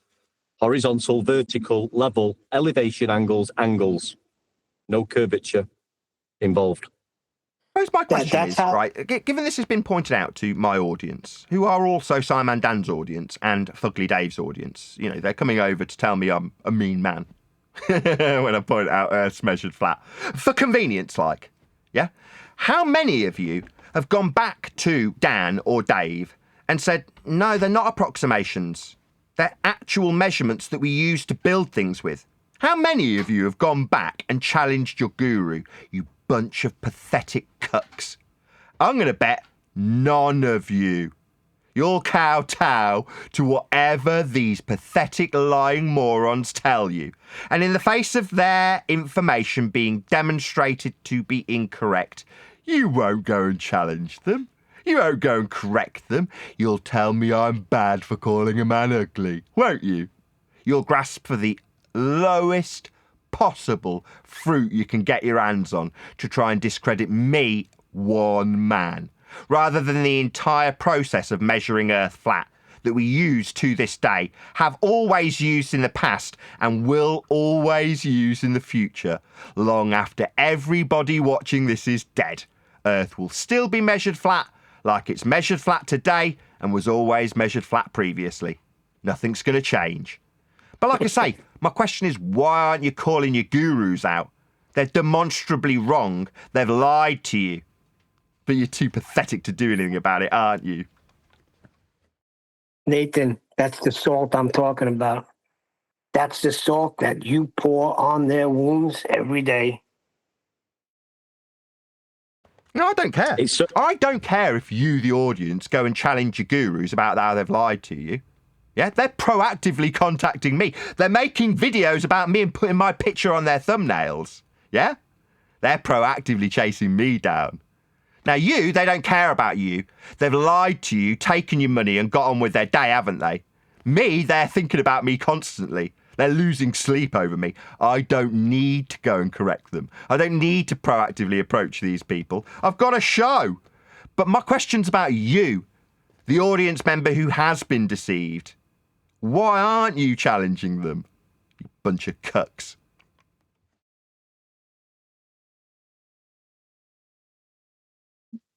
I mean, it's so telling. I mean, I'm going to put myself in a glober's position. I mean, if you're a glober and you are convinced and you think the Earth is a globe and that's how it's measured, you wouldn't be then offering up, well, I'm going to give you a flat Earth approximation. I'll give you that, because that's what I'll have to do. You'd be standing up tall and strong and saying, I ain't giving you flat, mate, because the Earth's a bloody globe. And this is why it's a globe and this is how it's measured as a globe. I don't have to give you flat. That's ridiculous. But they don't do that, do they? Just give us a little bit of flat, approximate it flat, locally flat. Yeah, but they can't. Yeah, because they can't. Yeah, that's the weakness coming through. Yeah, but they can't. They can't do that. They have to start with a flat plane. So they could say, I'll give you all you want. You ain't giving us anything. You have no choice, my friend. Just like we did earlier. Nathan, and his book is going to be first class, only on a completely flat surface. I'd love to see Nathan. What you measure it. The angle to a mountain or a tree depends on height difference and distance. Height, distance, and distance. What, the horizontal distance detailed by this surveyor, Dan? Yeah, we know. Again, my question put to Dan's audience. Why aren't you challenging him on this? Yeah? You're just going to take it. You're just going to bend over and let Dan do it to you. Yeah? that how you are? Wow, isn't that kind of pathetic? Doesn't that make you feel really small? Like Dan's lied to you and got away with it, and you're going to do nothing about it? Oh my God, that must make you feel pathetic. Like this big, yeah? Yeah, it's because you are pathetic. Dan's lying to you, right to your face.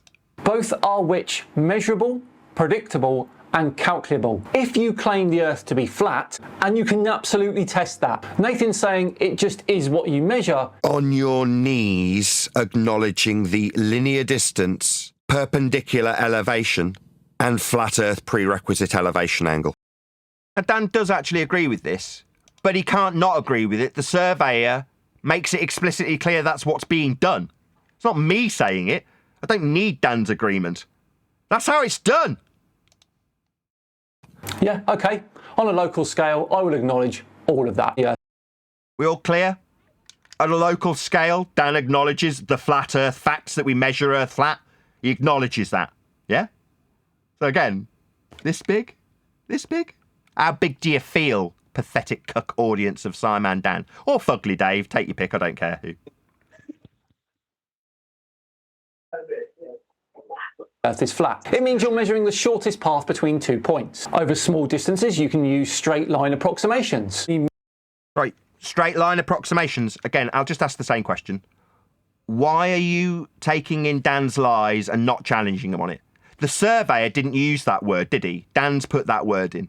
Approximations. No, Dan, you're a liar. They're measurements, mate. Not approximations. Not for convenience either. For building things. Yeah, the surveyor said straight line horizontal measurements. Yeah, not flat approximations, straight line measurements. Dan's just a disingenuous scumbag liar.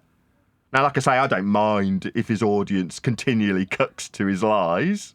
Yeah? They're tiny little pathetic, insignificant specks of dust in my world. So I don't really care how small and pathetic his audience is or how dumb they are. Who cares? Earth will still be measured flat regardless of how Fugly Dave is. I mean, how stupid Simon Dan's audience is. Hold on a second.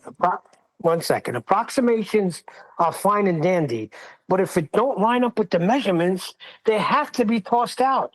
It's all comes from the measurement. You can't approximate without a measurement. In Dan's stupid idiot world, you go and hire somebody to build you a house, and they turn around to you and say, "You're right if I just approximate this." What are you going to do? Go, "Yeah, no worries. I'll give you 100k to build my house out of bricks and mortar, and don't measure anything. Just approximate it. Just use flat approximations for convenience. Because obviously when I'm paying you 100k to build me a house, just guess it. Just approximate." Hey, Nathan, go on. Can I make a suggestion? Just when you're ready. It's only a minute, that surveyor's clip. We could all listen to it in silence with no interruption and hear it word for word. It's 1 minute long, just to let it sink in a little bit for everybody. Let's go ahead and get started. Here we are going to have lecture 1. In this lecture, we are going to have introduction to surveying. So what do we do in surveying? So in surveying, we are going to have measurement. We are going to measure the distances, we are going to measure the angles, and we are going to measure the positions. And that is going to be either on or near the surface of the Earth. So what we do is measuring distances, angles, and positions. Okay, and in order to do that, we have many instruments or devices. We have the steel tape in order to measure the horizontal distances and the slopes. We have the theodolite, through which we are going to measure the vertical and the horizontal angles. We have the total station. This device, it can measure the horizontal distances, and also it can measure the vertical and the horizontal angles. So the total station, it can do the job of the steel tape and the job of the theodolite. We have the level. We use this one in order to know the difference in heights or in elevation. It's a very important device.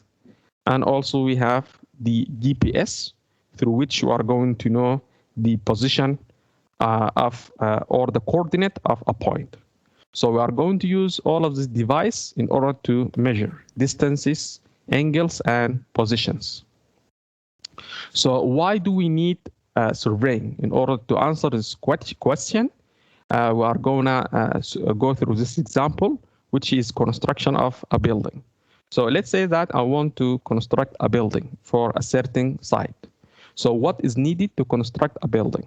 Before construction of the building, I need to know the site selection. I need to select a certain site, okay, a certain area. Then I need to know the topography of that area.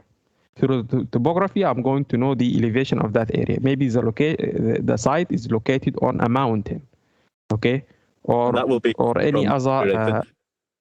Yeah, good enough. Yeah, that topography, I mean, that'll probably do. I mean, that first bit just says it all, but yeah, it goes on. So that topography is in reference to sea level, 0 degrees sea level, height above and below. Okay. So let me ask a question. Because you're viewing a video of, what's the title of it? What's the title of this video again? Principles of Surveying, Lecture 1, Introduction to Surveying.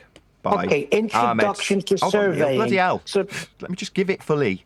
He's worked on this video. I need to actually plug it if you're going to ask. Let me do it properly, please. Principles of Surveying, Lecture 1, Introduction to Surveying by Ahmed Sadoun.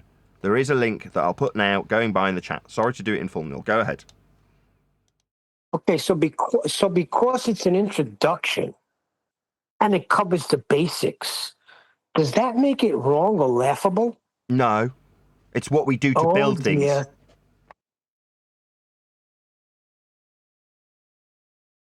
I mean, like I say, to hand wave how Earth gets measured or decry it as mere approximations for convenience is what liars do to defend their globe cult. You need an example? Simon Dan, who says, yeah, we use flat approximations for convenience. No, we don't. We measure Earth flat with horizontal distances and elevation angles to build things. That's the reality. Like I say, your guru dilutes things down with lies so that he can perpetuate a globe faith, keep you in his cult. Yeah, if I make a video introduction to playing the bass guitar, what I'm going to give you is how to play the bass guitar, the basics. Right? It's not going to be wrong. So to laugh because it's entitled Introduction is just foolish on your part. But in reality, Neil, when you're doing that, you're actually learning how to play piano. When do you approximate something the opposite of what you think it is? Oh, I actually bought up blueprints. So when Dave exampled blueprints, I've created blueprints for a building that still exists. It's still standing. It's been built. Now, obviously, I didn't lay the bricks, although my grandfather was a bricklayer. That wasn't my skill. But I did draw up a blueprint on a flat piece of paper, and it got built. No way. Yeah, I did, yeah. Quilmore Hill Farm Cottage, it's called. Nevertheless, I've made a blueprint. So what? The point is, when it got built, when the builders came, they didn't say, you're right if we just approximate it for convenience. Because being paid to build something would involve measurements that are accurate, not approximations for convenience like Dan lied about. Yeah, but if you're building on something that you think is spherical, why would you approximate in a flat way? That's like a line curving as long as it curves in a straight way. Because it's easier. That's just as stupid. Dan being a liar. Just Dan lying to protect his globe cult. He's a liar. There's no other words for it. You don't. You measure Earth flat with horizontal distances, as the surveyor just detailed, when giving the basics of how we measure Earth to build things on it. Not approximations, not for convenience. Flat Earth, level distances. That's what he just detailed. Because that's what you'd be expected to do if you were being paid to do it. Yep. He's giving out incorrect information. That's what he's doing. He's trying to teach an audience, and he's giving out false information. The video needs taking down. Yeah, I agree. Dan's video needs protesting. We need to go and spam Dan's video as misinformation, because it is. It's just lies. Dan's just lying to his audience, an audience that the algorithm of YouTube will promote him to lie to them. Because YouTube, like Dan, they don't care. They don't care how stupid you are.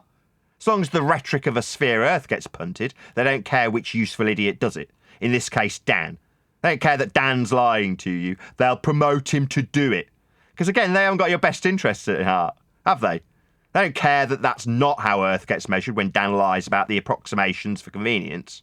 It's not how Earth gets measured, though, is it? It's not how we built things for hundreds, if not thousands of years on Earth's flat surface when measuring linear, flat, horizontal distances and elevation angles. We just do those things so we can actually physically build things, not approximate anything.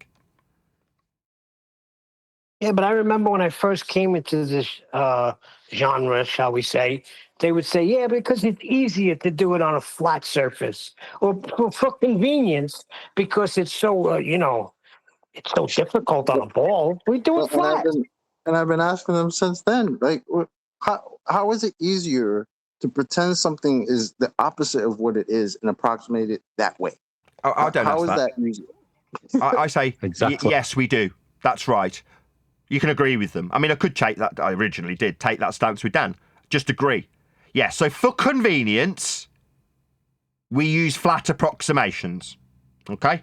You can call it that if you like. It's the incorrect terminology, aka a lie by Dan, because we're actually measuring horizontal distances to build things. In this example, when surveying. Dan's a liar in that regard, but you can just take as read what he says, weaselly though it might be.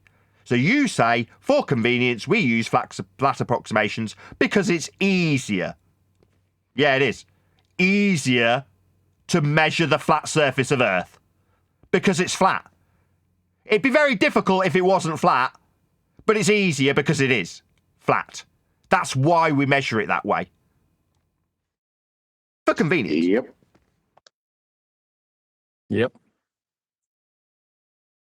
And it's not just us saying it. You can go to educational forums. You can contact professional people in surveying, in flight. In most of the areas we talk about, there's professionals saying exactly the same thing. It's not us making this up. It's what is happening in life, in reality. This is how it's dealt with. In measurement, That's measuring. an introduction. But that's it. It's the basics. It's the basics. It's the foundation. It's an introduction to the basics, which is the foundation of measuring Earth. And what words has he used? Horizontal, level, plumb, angles. There is no mention of curvature at any point in that video. And why not? Because he wasn't measuring curvature. At which point the one discussion... deck, when you get to volume 5, I guess that's when they're going to tell you, it's really a bowl. Maybe, but at this point, once you get to the stage that we're at, which is the Earth does get measured flat, convincing the other side with a cult-like faith in a ball that defies the Earth's measurements becomes moot. It becomes utterly inconsequential. It doesn't matter that you believe something contrary to the facts in terms of Earth measurement. Matters not. Yeah? Me convincing you is irrelevant. People who approach me via email after calling Dave Fugly, they have this attitude. Why aren't you convincing me that Earth is flat? Because I don't need to. It won't make any difference to how Earth gets measured if you understand it or not. You're not measuring it, are you? Dan's not measuring Earth. Oh yeah, he is, isn't he? Yeah, he measured 1,000 elevation angles off a flat surface, didn't he? So when it came to Dan's flat Earth measurements, again, no actual practical use for his 1,000 flat Earth elevation angle measurements to the sun. But he still measured Earth flat. But when the professionals measure Earth flat, they build things and do practical things with their flat Earth measurements. The numpties that believe in a cult-like ball to stand on that defies those measurements, it's inconsequential if they know that or not.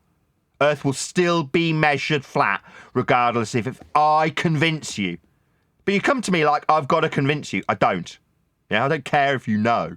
Go back to your ball faith. It's where you belong. Yeah? Most of you idiots who watch Simon Dan deserve to be in that cult. And I'm glad you are. Stay there.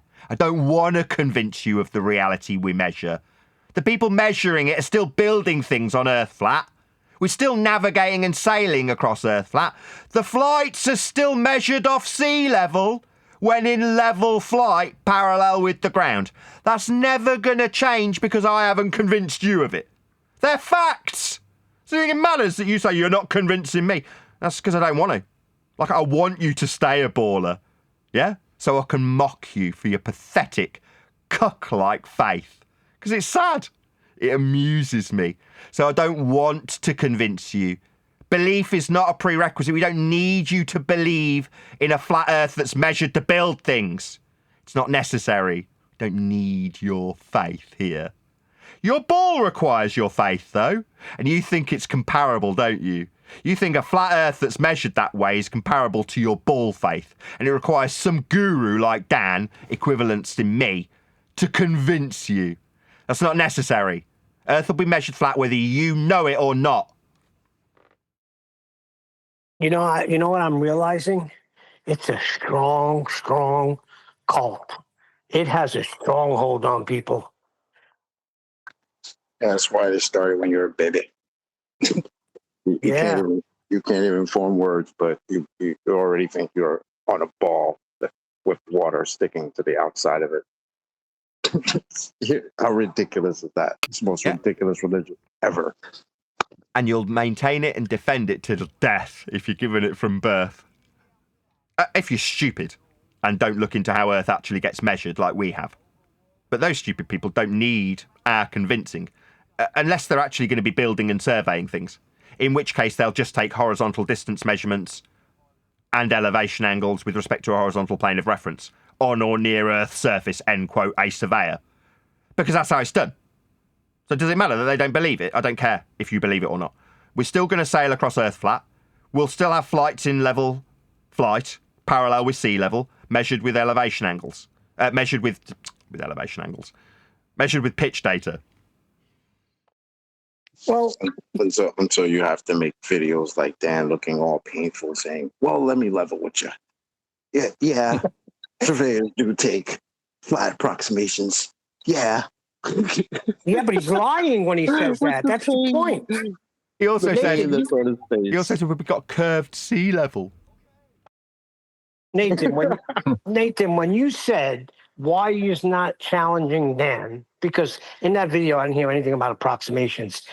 If, say, you, QE, Brian, you're presenting something that I look into and I see that it's not correct, I'm going to challenge it.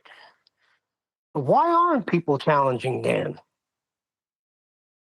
Because they're more stupid than he is and they fear that Dan might get the better of them mentally. Because even though he's stupid, he's slightly more intelligent than they are. So they're too scared to challenge their guru. Stupidity is the problem. It's sad. They don't want to lose the ball, but they, in one breath, they'll give you, it's locally flat, even though it's a ball. And I think we should maybe find something on what I'm going to say next and what I said earlier. They'll say, well, it's locally flat, but if it's measured on a larger scale, curvature is taken into account. And like I said, account is the key word. It's not measured, it's accounted for. And we could go through that on larger scales, because I've done it. You can go through the equipment used and what the equipment's designed for. None of the equipment on larger scale surveying is designed to measure curvature. It's all to do with measuring distances between points and angles, same as on the smaller scale. Yeah? Then things are calculated and mathematically into curvature after that. WGS 84. Brian knows more on it, but I think you get the gist of what I'm saying. But then you got a guy coming in saying that he knows about instrumentation better than you know about instrumentation. And they allow for things like curvature.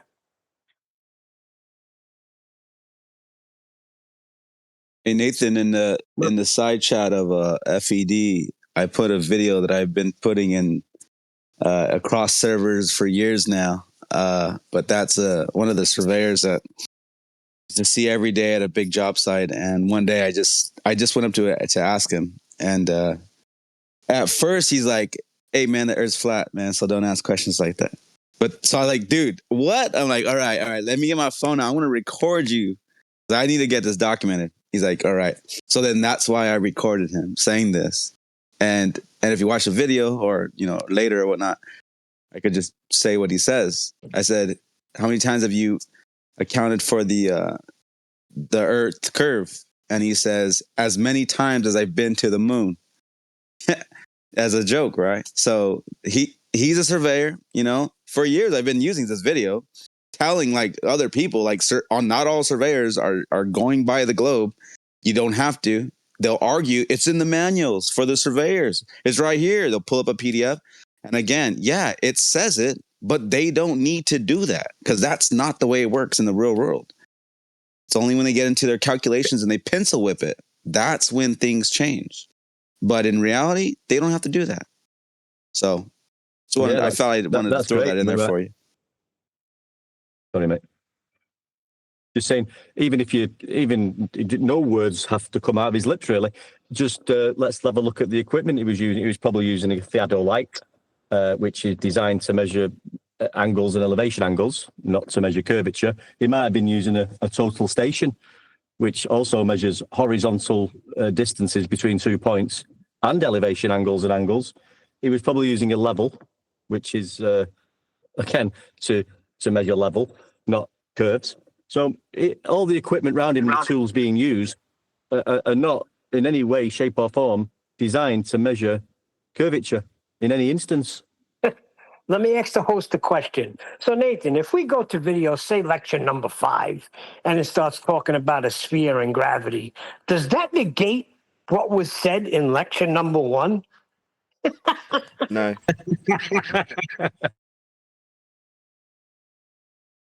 No, obviously not. Or it wouldn't be lecture 1, would it? Yeah, once you get, listen, they try to skip past it again, even in the videos. Well, let's ignore the first part where we talked about horizontal and flat and, all of these other things, not pertaining to a ball, but a flat surface. And let's jump to here, how it's done on a globe. And they'll show you a diagram of a surface that's curved. And this is what they hang their hat on, a picture.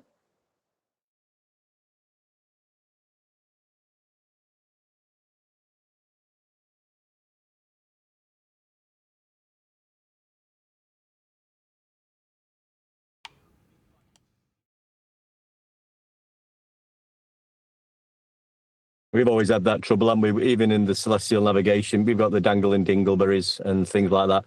You're going to get stuff like that in manuals because we've all been brainwashed to believe we're on a globe. So it is in books. It is, Nathan read AI's definition of, I can't remember, it was a theodolite or something, and they've changed getting a horizontal or an angle from a curve. It's altered. So they're trying to push this out. We're all being monitored of what we're searching, and things are changing to go against what we're saying. Yeah, so that man you see all these things. That man even There's said when this, we were going over celestial navigation. Hold on. That man explained it to us when we were going over celestial navigation. There's going to be stuff in here where they're pushing a ball. You just got to see where it is and know what they're doing. I mean, this is obvious to a duck. There's this guy who says he's a surveyor and he's a professional surveyor, and he says that he's always on TikTok. I think his name's Baron Rutledge or something like that. And he's always talking about like how, that he has to use the globe and everything like that when he's doing his things. But I have seen that guy. I've actually sat and watched one of his live streams, and he had a marker like, over a mile across this, lake or whatever. And he wrote down his prediction. He's like, "Look we could even predict what the angle, what the arc seconds and what the arc minutes and arc seconds will be because I'm going to use the globe." He's like, "I could predict it." This guy is so disingenuous and such a liar. I watched him too. He kept tinkering and kept stalling and moving something around, and I can't get it, and let me try this, and he literally was buying time until the object in the distance, obviously, over time, as it gets hotter through the morning and to the afternoon, he's literally wasting time till his crosshairs are matching up to his shot, and then the arc minutes and seconds are what he wrote down. I literally watched this disingenuous liar do that, bro, on live stream. And he just kept stopping. Oh, well, let me try it. Let me see. He took like 30 minutes to get the shot. But all he was doing was just waiting till the crosshairs lined up. Seconds and minutes is an elevation. It's an elevation angle measurement you're talking about, mate. Arc seconds and minutes is an elevation angle measurement. Yeah, he's saying, I can predict how these flat Earth measurements will work on a globe. That's an oxymoron. Exactly. Well, he was just waiting until the crosshairs was on the target eventually, and then he's like, "Ah, got it. Here we go. Check it out." He's like, Yeah, but "Just did as you hear I what he just just as I said? predicted." Not cherry picking Stupid. at all. But meanwhile, like I say, if you're going to say that they match, what are you going to match it to? If it's an angle, it's going to be described, if you're describing it in a ball paradigm, on the equatorial plane inside a ball. That's where the arc seconds match up to, if they're going to be called arc seconds, because they're angles off a plane. Well, which plane? There is no plane on a ball. Well, you've got to use the equatorial plane inside the ball to make the globe Earth a giant glorified protractor to have arc seconds at all. But you are on a flat plane every single time you use that description of an angle measurement. So to say you can use the globe to predict them is nonsense. They're flat Earth measurements. You can't predict flat Earth measurements with a ball. Let me give you an example. Just listening to the show now. Hello, everyone. Hey, Nathan. Hello. Simon Dan, because how are things, everyone? Simon Dan, recently, when it was pointed out to him something to do with the angular size of that mountain in that celestial theodolite thing that's going around in flat Earth circles. Nathan, the thing you addressed, and I had addressed, the angular size of the mountain, right? He said, well, there'd only be a small difference between that and the globe. It would only be this much, let's just say, of an angle. It would be, I think it was 3 point something something or 2 point something something degrees, as opposed to 2 point blah blah blah degrees for a flat Earth, right? What they're doing, just on the back of what you just said, Nathan, because that's why I had to come in fast, is they're just removing the amount of height that would be removed by our curve, and then using parallel verticals, because verticals are parallel zeniths, because verticals are, that's an oxymoron, because verticals are always parallel. Parallel zeniths, not diverging zeniths, and the horizontal distance between those two zeniths, and those two zeniths are vertical. That's what they're doing. And I understand exactly what was just said there, because I know the exact nonsense that was Alba, who was it was speaking there about that surveyor? Aquafon. Aquafon, was it? Sorry. Yeah, listen, I watched Jesse Kozlowski do that nonsense back in 2016. They're all at the same nonsense, the exact same nonsense. When it comes to actually measuring the globe, they take a very small amount of space and they mess with the calculations as much as possible, and then they hijack a flat Earth to do it. Then they're using a flat Earth and they try and hide that they're doing that. They're never using the curve. Never. So Ruhif measured the globe. Ruhif measured the globe using a theodolite. What are you talking about? Did you just say Ruhif measured the globe using a theodolite, a flat Earth only tool? Yep. Yeah. No, theodolites measure angles. Even earlier, with one deck was saying, he was saying that over a bigger distance they account for curvature. No, he wasn't saying that they do. He's just saying that's the rhetoric. And then Neil was saying the same thing. Talking about rhetoric he had heard, where they say they allow for it. So that's a count and allow, not measure then. So not measuring this supposed curvature, because they're not measuring it. That's why I think sorry, go on with it. No, go on, Brian. You're all right. Sorry, mate.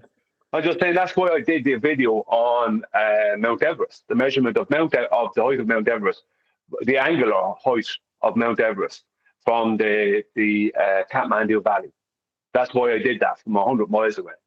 Because 100 miles away, the measurement of the height of Mount Everest above the elevation of Kathmandu Valley, right, the angle you get only matches, and will only ever match flat Earth, because you're using a right angle triangle.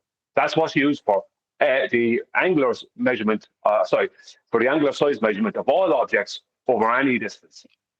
Right, that's what they use. When they go from mountain to mountain or a mountain range, no matter what it is, it's always right angle triangles. They're always, when they're measuring heights, all based off elevations, they're all off the same horizontal baseline called mean sea level. They don't ever do anything to do with a globe. And anyone that says they do are absolute liars. Go on one next time. I was saying, I think I was just going to say that I think that was the key word of the show today. That small clip of the surveyor what I posted, what Nathan went through. It was all about measurements and the tools used to measure. Yeah, not approximate, not calculate. Yeah, nothing to do with mathematics or equations. It was hardcore physical measurements. Yeah, and I think it's a good word to take away from today. Measurements, actual measurements. Well, I have to say it, although people may not be happy about me saying it. I have to shout out the Ben. Maybe not now, because I don't know what kind of stuff he's up to these days. But in the past, he focused purely on measurements, focused purely on surveying. Ballers had nothing. They had nothing. He got nothing but character assassination. They had nothing. They were attacking the fact that his son was autistic and all this other nonsense. Like, they were attacking the fact that his son was using at one point a P1000. Like, they were attacking that wasn't really that good a camera. As if how good a camera as something is has nothing to do with anything. Do you know what I mean? Like, so in fairness, when he was on the ball, he really was on the ball because he wasn't on the ball. If you understand. But now he's on the 69-degree nonsense. Yeah, so he's getting all that. I don't know why he's on, because these days I don't listen. But he used to be very good. Oh man, are you talking about Ruhith? No, he's talking about Bev. No, we're talking about Bev. He's measured the Earth to not be flat. I was gonna tell you guys. So 2 nights ago, I was over in Earth Awakenings, and I was talking. Ruhith was there, and this guy is so disingenuous. And we've talked to him for so many years at this point, right? But he's still the same person. I asked him straight up, because I was gonna debunk their globe, mathematical construct with the math that they use to construct it. And I asked him, what's the formula to find out the radius of a sphere? He told me 69 nautical miles per 1 degree.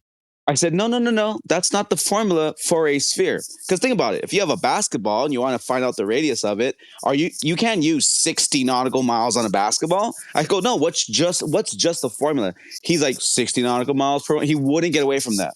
And he knows why. Let me get it straight. Ruhith told you that in order to calculate a sphere, you measure 1 degree for every 60 nautical miles off a flat planar surface to get the angle. That's what he told you. Yeah, that's right, Ruhith. Yeah, your ball formula is derived from a flat Earth prerequisite elevation angle measurement that gives you 1 degree of declination of Polaris for every 60 nautical miles you recede away from it, off a flat Earth. That's how it's measured. So Ruhith's correct. His ball faith comes from a flat Earth elevation angle measurement to Polaris. That's right. Welcome to flat Earth, Ruhith. Yeah, he won't. Yeah, it was just comical. He would not say the formula. And then finally, after pulling teeth and breaking arms, he finally, agreed to the d squared minus the height squared divided by 2 times the height. Then finally, he was like, yeah. And then we got to the point where, okay, well then with the Black Swan, you must believe that we're on a 264,400 mile, radius. Sorry to see that. Sorry, just gotta ask Rufy. He missed it. Just gotta ask Rufy. Just 1 sec. How's that geometric horizon working out for you, Rufy? Good? Good? Exactly. Exactly. Again, he was saying apparently us flat earthers have had a big problem since 2017 with the calculation of the 60 nautical miles per degree. What, the flat Earth elevation angle measurement to Polaris? No, I'm quite cool with that. It's proof of a flat Earth being measured with an angle off surface level. We've got a problem with that. No. Ruhith's made it clear that that's what's used to create the globe according to him. I mean, he went to a formula that used height. Height's useful only on a flat Earth because it's perpendicular to a plane of reference. Like up, down. That's as Ruhith. You don't get to use that flat Earth measurement of height in your ball formula because you'll need a flat Earth to measure in order to acquire it, won't you? Just once more, just for Ruhith. Yeah. How's that geometric horizon working out for you there, Rufy? Is it good? Yeah? Working out well? I guarantee he wouldn't get 2 words out on this platform because we'd stop him dead because he'd start immediately off a flat plane. Well, he did, didn't he? 1 degree for every 60 nautical miles is a flat Earth prerequisite elevation angle measurement. Ruhith knows that. Ruhith knows Earth's measured flat. To create his ball, he's told this gentleman explicitly 1 degree for every 60 nautical miles. So a flat Earth measurement gives you your ball then. Right, Rufy? Yeah, we know. We were acutely aware quite some time ago.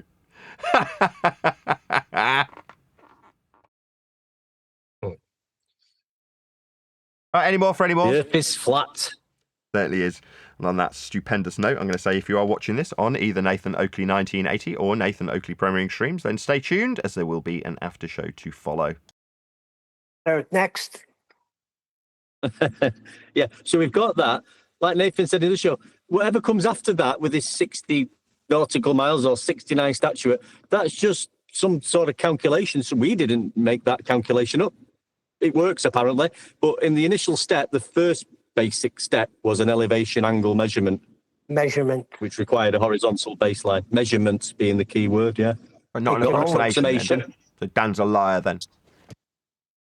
Yeah, we're just trying to say why they don't stop Ruhif right in his tracks. Why take him around the rigmarole? Just stop him dead. Once he uses it, stop him. Thing is, though, it is slippery, isn't it, for some people? You know, Nathan and the other guys are great in debate. I've had battles with Ruhif. I'm not like Nathan, but some people, he can sort of sway them, and his debate tactics can sort of them with mathematics. That's what he does. Exactly, yeah. Brian. But he was trying.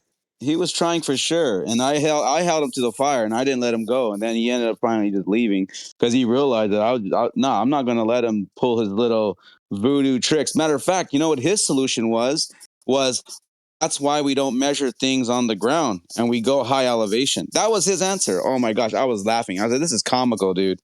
Like you're wrecked. He was close. Again, sorry, just for Ruhif's benefit, from our friend Ahmed Sadoun. Measuring distances, angles, and positions on or near the surface of Earth. What was that Ruhif lied about? That's why we don't use the surface of Earth when surveying. No, Ruhif's also a liar. May he be condemned to hell for lying. Yeah, you're measuring the surface of Earth. That's what surveying is. It's land measurement. Yep. What's he talking about? It's just a liar, a disingenuous scumbag. No, Brian, the other ground. The ground that's not the ground, that's the ground they're measuring. I'll translate. No, hold on, guys. Stop. I did it on the live show, but I'll do it again. I'll translate. It's not my globe ground. That's what he actually means. Exactly. Yeah. Exactly. Well, there's two things they must do, right? There's first two steps that they must do when they're trying to produce a globe measurement. Number one, use a horizontal plane, regardless of the size and distance. Number two, deny diverging zeniths. That's the two steps. The second step is always the non-adherence to the divergence of their zeniths. That's the second step every time, which means they're using parallel zeniths, also known as verticals. They outright deny it. Even Dan tried to be sneaky, as I said earlier, when he tried to say, the difference over that distance was only be a little bit anyway. But they're not measuring that, Dan. And the little bit you're talking about is not what it would be. Because when you bring in your diverging zeniths, Dan, that changes it dramatically. You know? This is what I was saying, Brian. I don't know if you was in earlier. Nathan went over that little surveying video. My point was with Nathan and the guys, you know, let's start looking at, you know, you're talking about Dan, what Dan says and what Simon Dan says and what Glolum says. We're not interested. We shouldn't be focusing fully on them. What we should be doing is looking at. I know you do professional videos, but you're in the panel. Bring in some professional videos going over these topics like you're talking about, and just point out that this is what everybody's saying. This is what the professionals are saying. This is what's happening. This is what a surveyor is saying about surveying. This is the tools that are used. This is how bring an aircraft one in from somebody who knows about level flight. I know you say it and we all say it, but let's get videos up of everybody saying it in reality. Well, in fairness, I have two things. Number one, thanks for the over-the-top compliment about me doing professional videos. I don't know. Professionals. That was pretty good. But secondly, in fairness, Bev was doing that years back. That was what Bev was doing. It was focused. Now, in fairness, there was a lot of things Bev wasn't focusing on, but Bev was only interested in surveying because he had a certificate of some kind in surveying. So that's not a bad idea. We should be doing that. We should be getting those videos and watching those professional videos. Like, I mean, I think we should have been doing that a long time ago. Because it's not that we don't know, it's that that is what the public needs. There you go. There is the professionals. That's what they do. You know, there's a couple of videos to do with surveying I'm considering doing myself. And I will be doing them. But I'm not a surveyor. So people, even though I'm showing the absolute facts, because I'm not a surveyor, right, someone can decide to ignore it. But the problem with that is, if there's someone who is a surveyor, like Jesse Kozlowski, who's a complete and utter liar, and he says something, they can decide to believe it just because he's a surveyor. That doesn't mean he's not a lawyer. Exactly, Brian. You know what I mean? But I know for a fact. Yeah. Because this guy, the video we're reviewing now, lecture 1, they want us to go to lecture 4 where it talks about a globe. I mean, just because they talk about a globe doesn't mean a globe exists. Just because the diagram on the bottom shows a curved surface, that doesn't mean it's reality. No, that's just I'm just saying that's a dangling dingleberry that we've all looked at in the celestial navigation books. It doesn't exist in reality. It's a picture to draw your mind to a globe that you've been programmed to believe in. But all they're using with the dangling dingleberry is the horizontal line on top of it to get your elevation angle from. That's all that's used, horizontal level. I did hear you say, just 1 second, I just say one dick. I did hear you say earlier on, one dick, about what they do, about the measurements they make, and then adding in globe afterwards. That's how, when it comes to surveying, that's how they use what the ridiculously called spherical triangles, because they measure everything with actual triangles, then they add the R value. And what happens is, because they're measuring big areas with geodetic surveying, I should say, because they're measuring big areas, what happens is that when they add in the R value, the triangle they measured, and either of those sides, or those 3 sides of that triangle could be 30, 40, 60 miles in length. They add in the curvature, that pulls those lines out the way, and they end up in the middle with an area that doesn't exist. And that's what they call spherical excess. Right? Because it's an area that doesn't exist. But that's what they do. But when they need to use that, they have to bring it back to its original triangle, which they have to use it for purposes of anything. They can't use the code. That's what I was saying, and I think on the next one we should try and find something like that with some professional, because I found documents on that if you want to call it Haberstein formula or WGS 84, whatever they use. They're using mathematics to change that straight line horizontal angle measurement into a curved one. Now, somewhere we'll have a video, there'll be a lecture on it from a professional, and we can point out that this is what's being done. We're not just making this up. It is written down in documents in WGS 84, they tell you. It's just a mathematical concept to fit the geodetic fucking globe system, whatever it is. You know what I mean? So we can find that and go through it and point out FED isn't just saying this. This is what they do. Well, the one thing too that I like to point out, because you'll have the McToons and the Fight the Flat Earth, then they'll tell their audience, the lie, and then their audience kind of just goes out, across the internet and goes out spraying that lie. But one thing that they always try to say is, oh, we have to account for it in building bridges, and we have to do this. And I think their audience has to understand that is just a mathematical construct. Like, for instance, for the Verrazano-Narrows Bridge, they say, oh, there's a 1 5/8 inch gap because the towers are diverging because they took into account the Earth curve. That's complete nonsense. The only way that those vertical towers are diverging is in the math, not physically. They're still just vertical. Like they're they're only off mathematically. Yeah, it is. Look at if you do the math, they would. Just a second. Yeah. No, 1 second. No, this is something it's probably Neil said 2015. It's actually about 2016 or something. No, a lot of bridges do have the stanchions, right? Let's just say there's 2 main stanchions, and they're slightly divergent from each other. The reason for that is nothing to do with curvature. It's got to do with weight. So when there's a maximum weight on the center of the bridge, that pulls the stanchions forward. Brian, I know. One second. I know. I used to build bridges, Brian. I know. You're talking. You're preaching to the choir. But here can finish. I know. No, but for the Verrazano Bridge, they didn't build him with cant in it. I know what he's talking about. It's called cant. They didn't build it. Although you're right. They do. You're right. I've just got to step in. Sorry, Brian and Apocryphon. This is fantastic information you're dishing out. So I just want to hear individuals talking though, because otherwise it's useless to everyone. Yeah. Okay. Yeah, I was going to say that the. Oh, go ahead, Brian. Go ahead. No, you first. Okay, so what I'm going to say is, yes, we do build bridges with cant. It's called cant, and it's where they lean them. It's an engineering, for the structural integrity, like you said. That way they don't collapse in on themselves. If all the noon traffic with filled trucks stopped in the center, yes, they do build bridges like that. That we in areas where it has to be, and we when we do build them, that is taken into consideration by the engineers, obviously. But specifically the Verrazano's Bridge.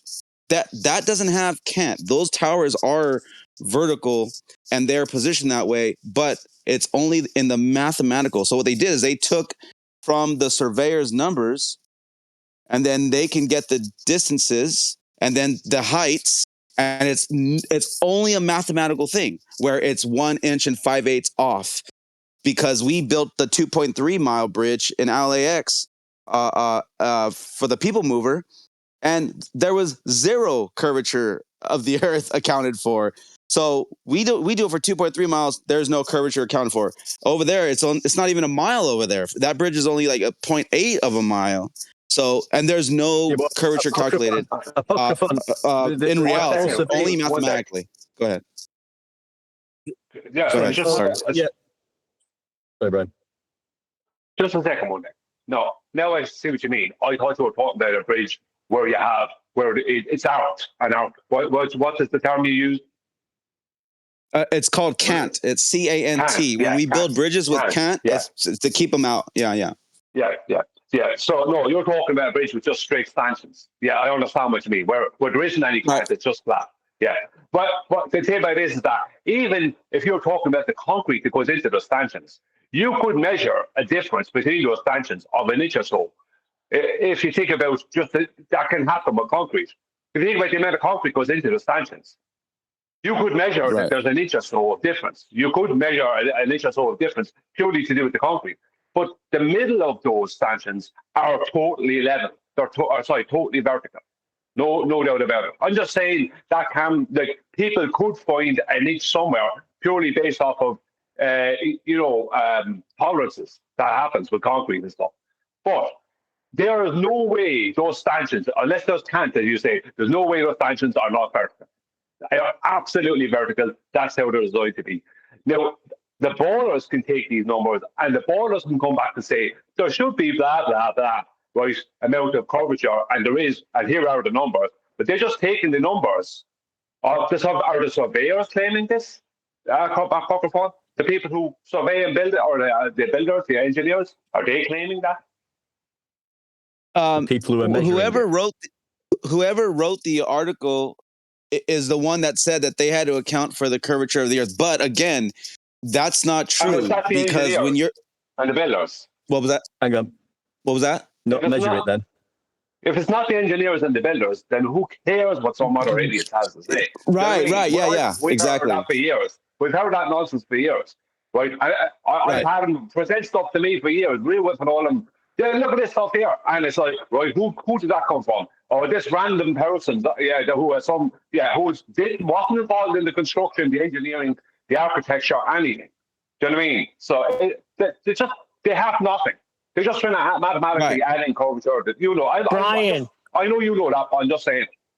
Brian, things were brought up in 2015, 2016. Really? You're gonna tell me curvature appears on a Verrazano Bridge because it's off by 1 3/4 inches? That is ridiculous. Well, there's no divergence to the zeniths used when they're measuring the angular size of Mount Everest from 100 miles away. So how come there's a divergence to the zenith to these two stanchions, supposedly, but yet within a mile, but 100 miles there's none? when it comes to the actual thing, that, you know what I mean? Because there's no such thing as divergent verticals. There can't be.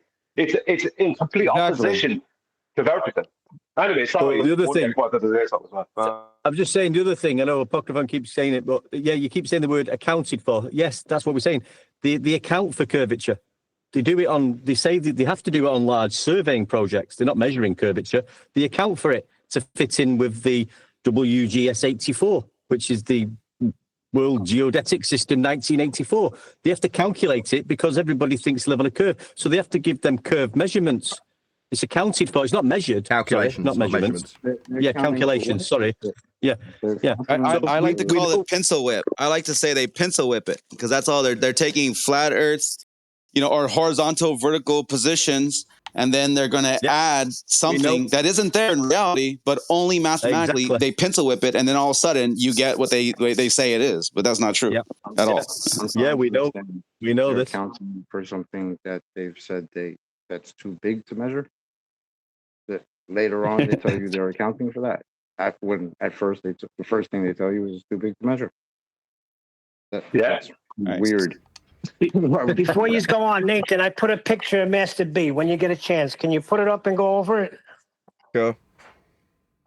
And one day, that thing where they're trying to, what they actually do is, when you hear the term, officially, when you hear it, or see it when you read it, and you will come across it, because they refer to it as surveying, GPS, all these other things. Local vertical and local horizontal. They are what they convert to the WGS 84. These local verticals and local horizontals. These things are when all that has been measured and laid out or used, they then convert it to the WGS 84. You know what I mean? It's complete not a joke, right? So after all the actual real world stuff has happened, you then mathematically convert it to a map, right? That's to a datum, and that suddenly makes it a globe. Because you've now diverged all the verticals that you have to have parallel when you're actually building and laying out and surveying. Yeah, it's measured flat, horizontal level, and then there's calculations thereafter. We've known this for a while. This is what Apocryphon's saying it now, so we're just telling him we know what is but like I say, Brian, we could get some. We need to go through this. This is documented. It's not being hidden. That it's measured horizontally and level, and then there's a calculation that takes place after to turn it into a curve. They're quite open about it. They've got a system called WGS 84, and we have to abide to that. It's a system that's used, but there's calculations and maths involved after the measurements of flat Earth. We'll find something on it. Yeah. That's. I mean, that's exactly. Like you said, we've known that, and we've been. Like I said, I've been telling people this for years now. Elevations that are taken, and you get a benchmark, and then you have a horizontal transfer of a straight line that's been, leapfrogged over and over for thousands of miles inland from the original mean sea level across the country. That's our baseline. We are parallel to mean sea level in anywhere on the topography of the Earth across from sea to shining sea, and even across the pond over to other countries and everything, other continents. But it's like I don't know why. It's I guess because they're just stuck in the paradigm, in the cult. So they're like, oh no, but it has to be curved. They're crazy, man. Yeah, but just a quick, just 1 minute though, Brian. Just a quick, sir. Yes, WGS 84 is fundamentally based on mathematics, as it is a mathematical model that describes the Earth shape as a geocentric oblique ellipsoid and provides the mathematical framework for a global coordinated system. So it's telling you it's just a mathematical model. Construct. It's not a measurement. Matter of fact, even in the Girard's theorem, how they use it for in the geodetic surveying, they are and it was crazy. McToon was just talking about this last night in his stream, showing up the numbers on his screen, and I'm like, oh my gosh, and then just lying to everybody. On the left side, it shows like the observed angle, the actual thing, but because it doesn't match up with the globe, because these triangles have to have access if it's going to be a globe. So what they do in the 1800s, Girard's theorem, he created where then what you do is you just add a formula to what you get, and it will give you the difference. So that way you can divide it amongst the three angles, and then all of a sudden you have three new points with the arc measurements, arcs and minutes and seconds, degrees, minutes and seconds. Sorry, and then they call that the spherical axis once they subtract it from what they observed.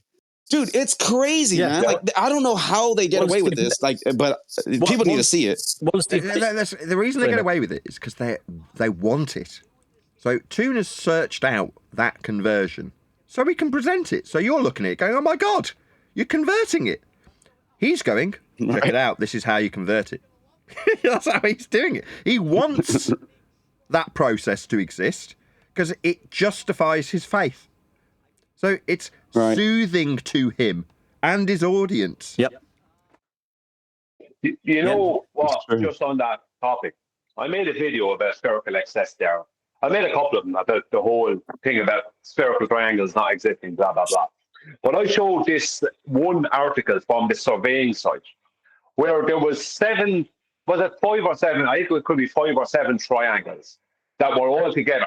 They were actual triangles, straight lines. Now, you cannot put any 3 straight lines meeting at 3 vertices together and have more than 180 degrees. It is impossible, right, to have that. But this guy had all these triangles, actual ones now, straight lines, right, laid out and all connecting to each other. And I added up all the internal angles of each one of those triangles. And each one of them, right, the sum of the 3 angles within each triangle came to just less than 180 degrees.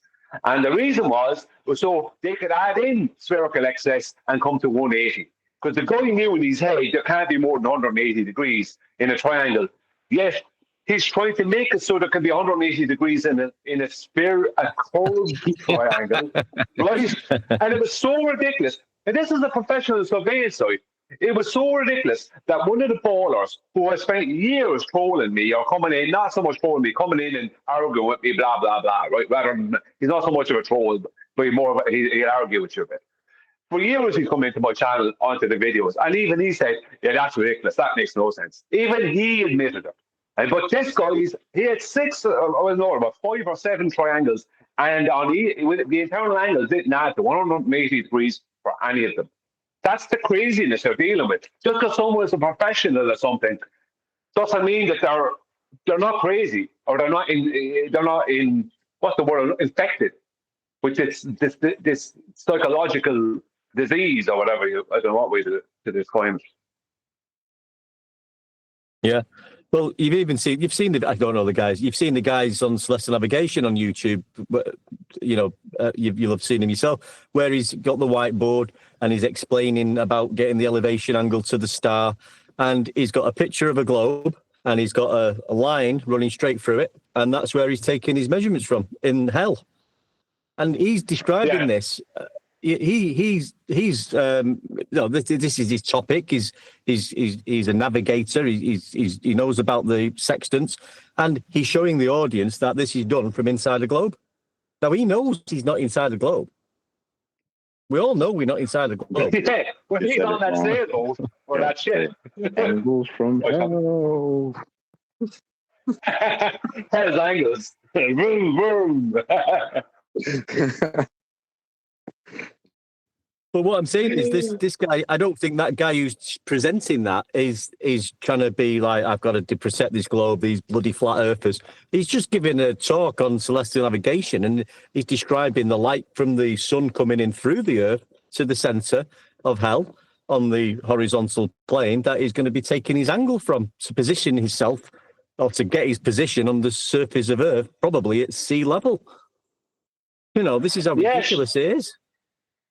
Yeah, there's a Celestial Navigator. I have a short video from this guy, and he is going through what a time zone is, right? And he lays out what a time zone is, but I think he says first But the Earth as a globe is not flat, right? He has to throw this thing, and I don't get me into that. I don't want to go into that. The Earth is definitely a globe, he says, right? But then he went into talking about time zones, laying out exactly what they are, completely debunking the existence of a globe. Do you know what I mean? It's like you're in complete contradiction. Complete contradiction. You know what I mean? Yeah. Yeah, the Earth's a globe, but we're just going to be using it flat for the time being for this discussion and presentation. We're just going to be measuring it flat, using the horizontal baseline for the elevation angles, but it's definitely a globe. For convenience. For convenience. You know, it's so crazy what some people do, but they do it anyway. I mean, like to do what I was saying with the guy did with the triangles, or what the celestial navigation guys have been doing, we've just been talking about. It's the equivalent of breaking into a bank vault and then making sure to set off the alarm. Yeah. You know what I mean? It's like, now, before we go, we're going to set off this alarm. You know what I mean? It's like you're in two. Just phone the police and get yourself arrested. Yeah, I've called the police, lads. They're on their way. Do you know what I mean? Why are you even breaking into it?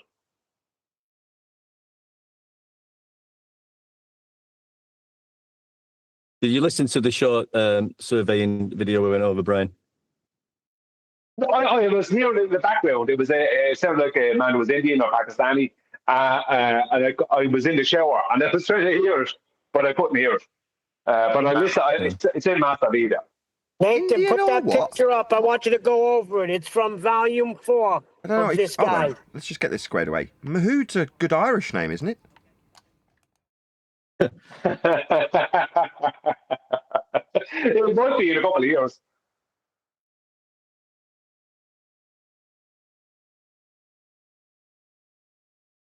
But yeah, I just think I know keep saying it's a good idea. Get these videos of professionals going over what we're actually saying.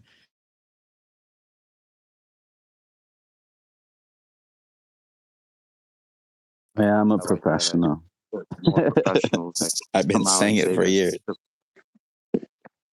More professionals that come out with these videos, the more people like Simon Dan have to come on video and cringe and look painful and agree with Nathan, somebody they can't stand, and say, yeah, let me level with you.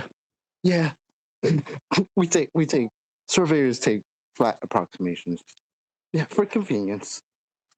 For convenience. It looks very painful, Simon. Well, it's easier to measure a table the way it actually is, as opposed to trying to turn it into a basketball. Isn't it, Chocolate? I wonder if his own side ate him up for agreeing to that. I wonder if they're like, dude, why'd you say that? Why'd you admit the truth? You know, we're not supposed to be doing that. I would say there's some serious backfighting goes on amongst them, but we never really hear about it.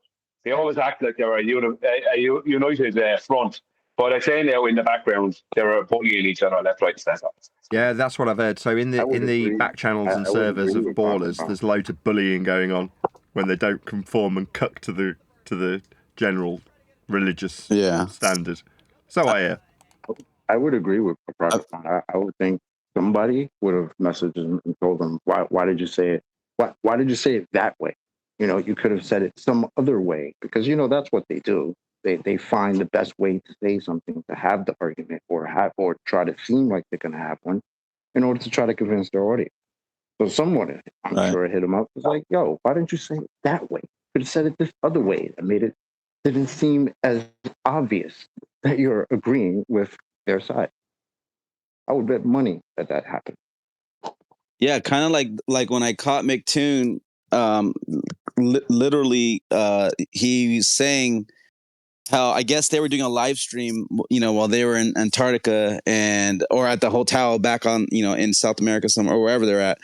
And he literally, it's almost like he caught himself, but he goes, yeah, we couldn't really take measurements on the ice because, like water, he does the flat like gesture, like when you take two hands and you go like flat, like if you're saying safe, like, you know, you go straight across. He goes like water, and instead of saying flat, he goes like it's not Now hold on. Now I messed it up. I'm gonna go get the video and I'm gonna post it in the side chat because now I gotta watch it. I don't remember exactly what you said. Sorry. I don't want to mess it up because he smacked himself. He did. Let me. Yeah, hold on. I'm getting confused with Neil saying that stuff is flat. So he didn't say that though, but he made the gesture and then he called it something else. Here, let me find it and then I'll show you. Curved level. You say equidistant? Let me see here. Copy link.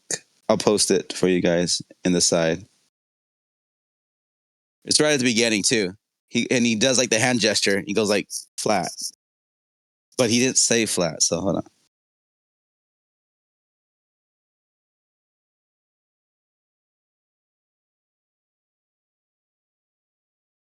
Weird when you think water curves around outside of surfaces. All the same elevation. What? Oh, sorry. Did I cut somebody off? My bad. He goes, it's not like water. And he caught himself because he makes the flat gesture, but he says, where it's all the same elevation. Like, how right sneaky there. is that? Elevation? Stop right there. Yeah. That's what you'll see him. You'll see him right at the beginning.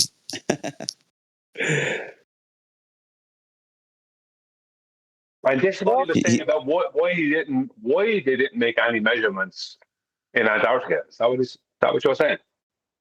Yeah, he's saying why they didn't do that on the ice. Because somebody asked him, like, hey, why didn't you? And then he looks at Dave and they're you know what it reminds me of? Remember how the two astronauts are looking at each other when they're like being asked a question and they're like, uh-oh, like, how are we going to answer this? You answer it. No, you answer it. Like they look at each other like, you know, like that. They just look awkward. And then he says, yeah, because the ice, it's all irregular, not like water. And he does the flat. And he goes, where it's all the same elevation. He literally took flat and said same elevation because then all he can, to protect himself, he could just say, well, elevation is curved. That's all he did. That's all he has to do for his idiot followers. So he can double speak his way around. All the same elevation is pretty self-explanatory. But he's saying all the same elevation means curved. No, it doesn't. That's exactly. It's the polar opposite of what the same elevation means. Yeah. All the same elevation, according to him, then would mean that there's a hump in the middle. Then you can measure an elevation drop. So if there's a hump in the middle, how's it all the same elevation? Right, on that note, I'm going to round out this after show. So with that, I'm going to say another huge, massive, enormous thank you to both Discord and G+ panels for making today's after show possible. And of course, a massive thank you to all of you for liking, commenting, sharing, subscribing, joining as a Nathan Oakley 1980 channel member and all that good stuff. I've been Nathan Oakley and I will see you all in the next video.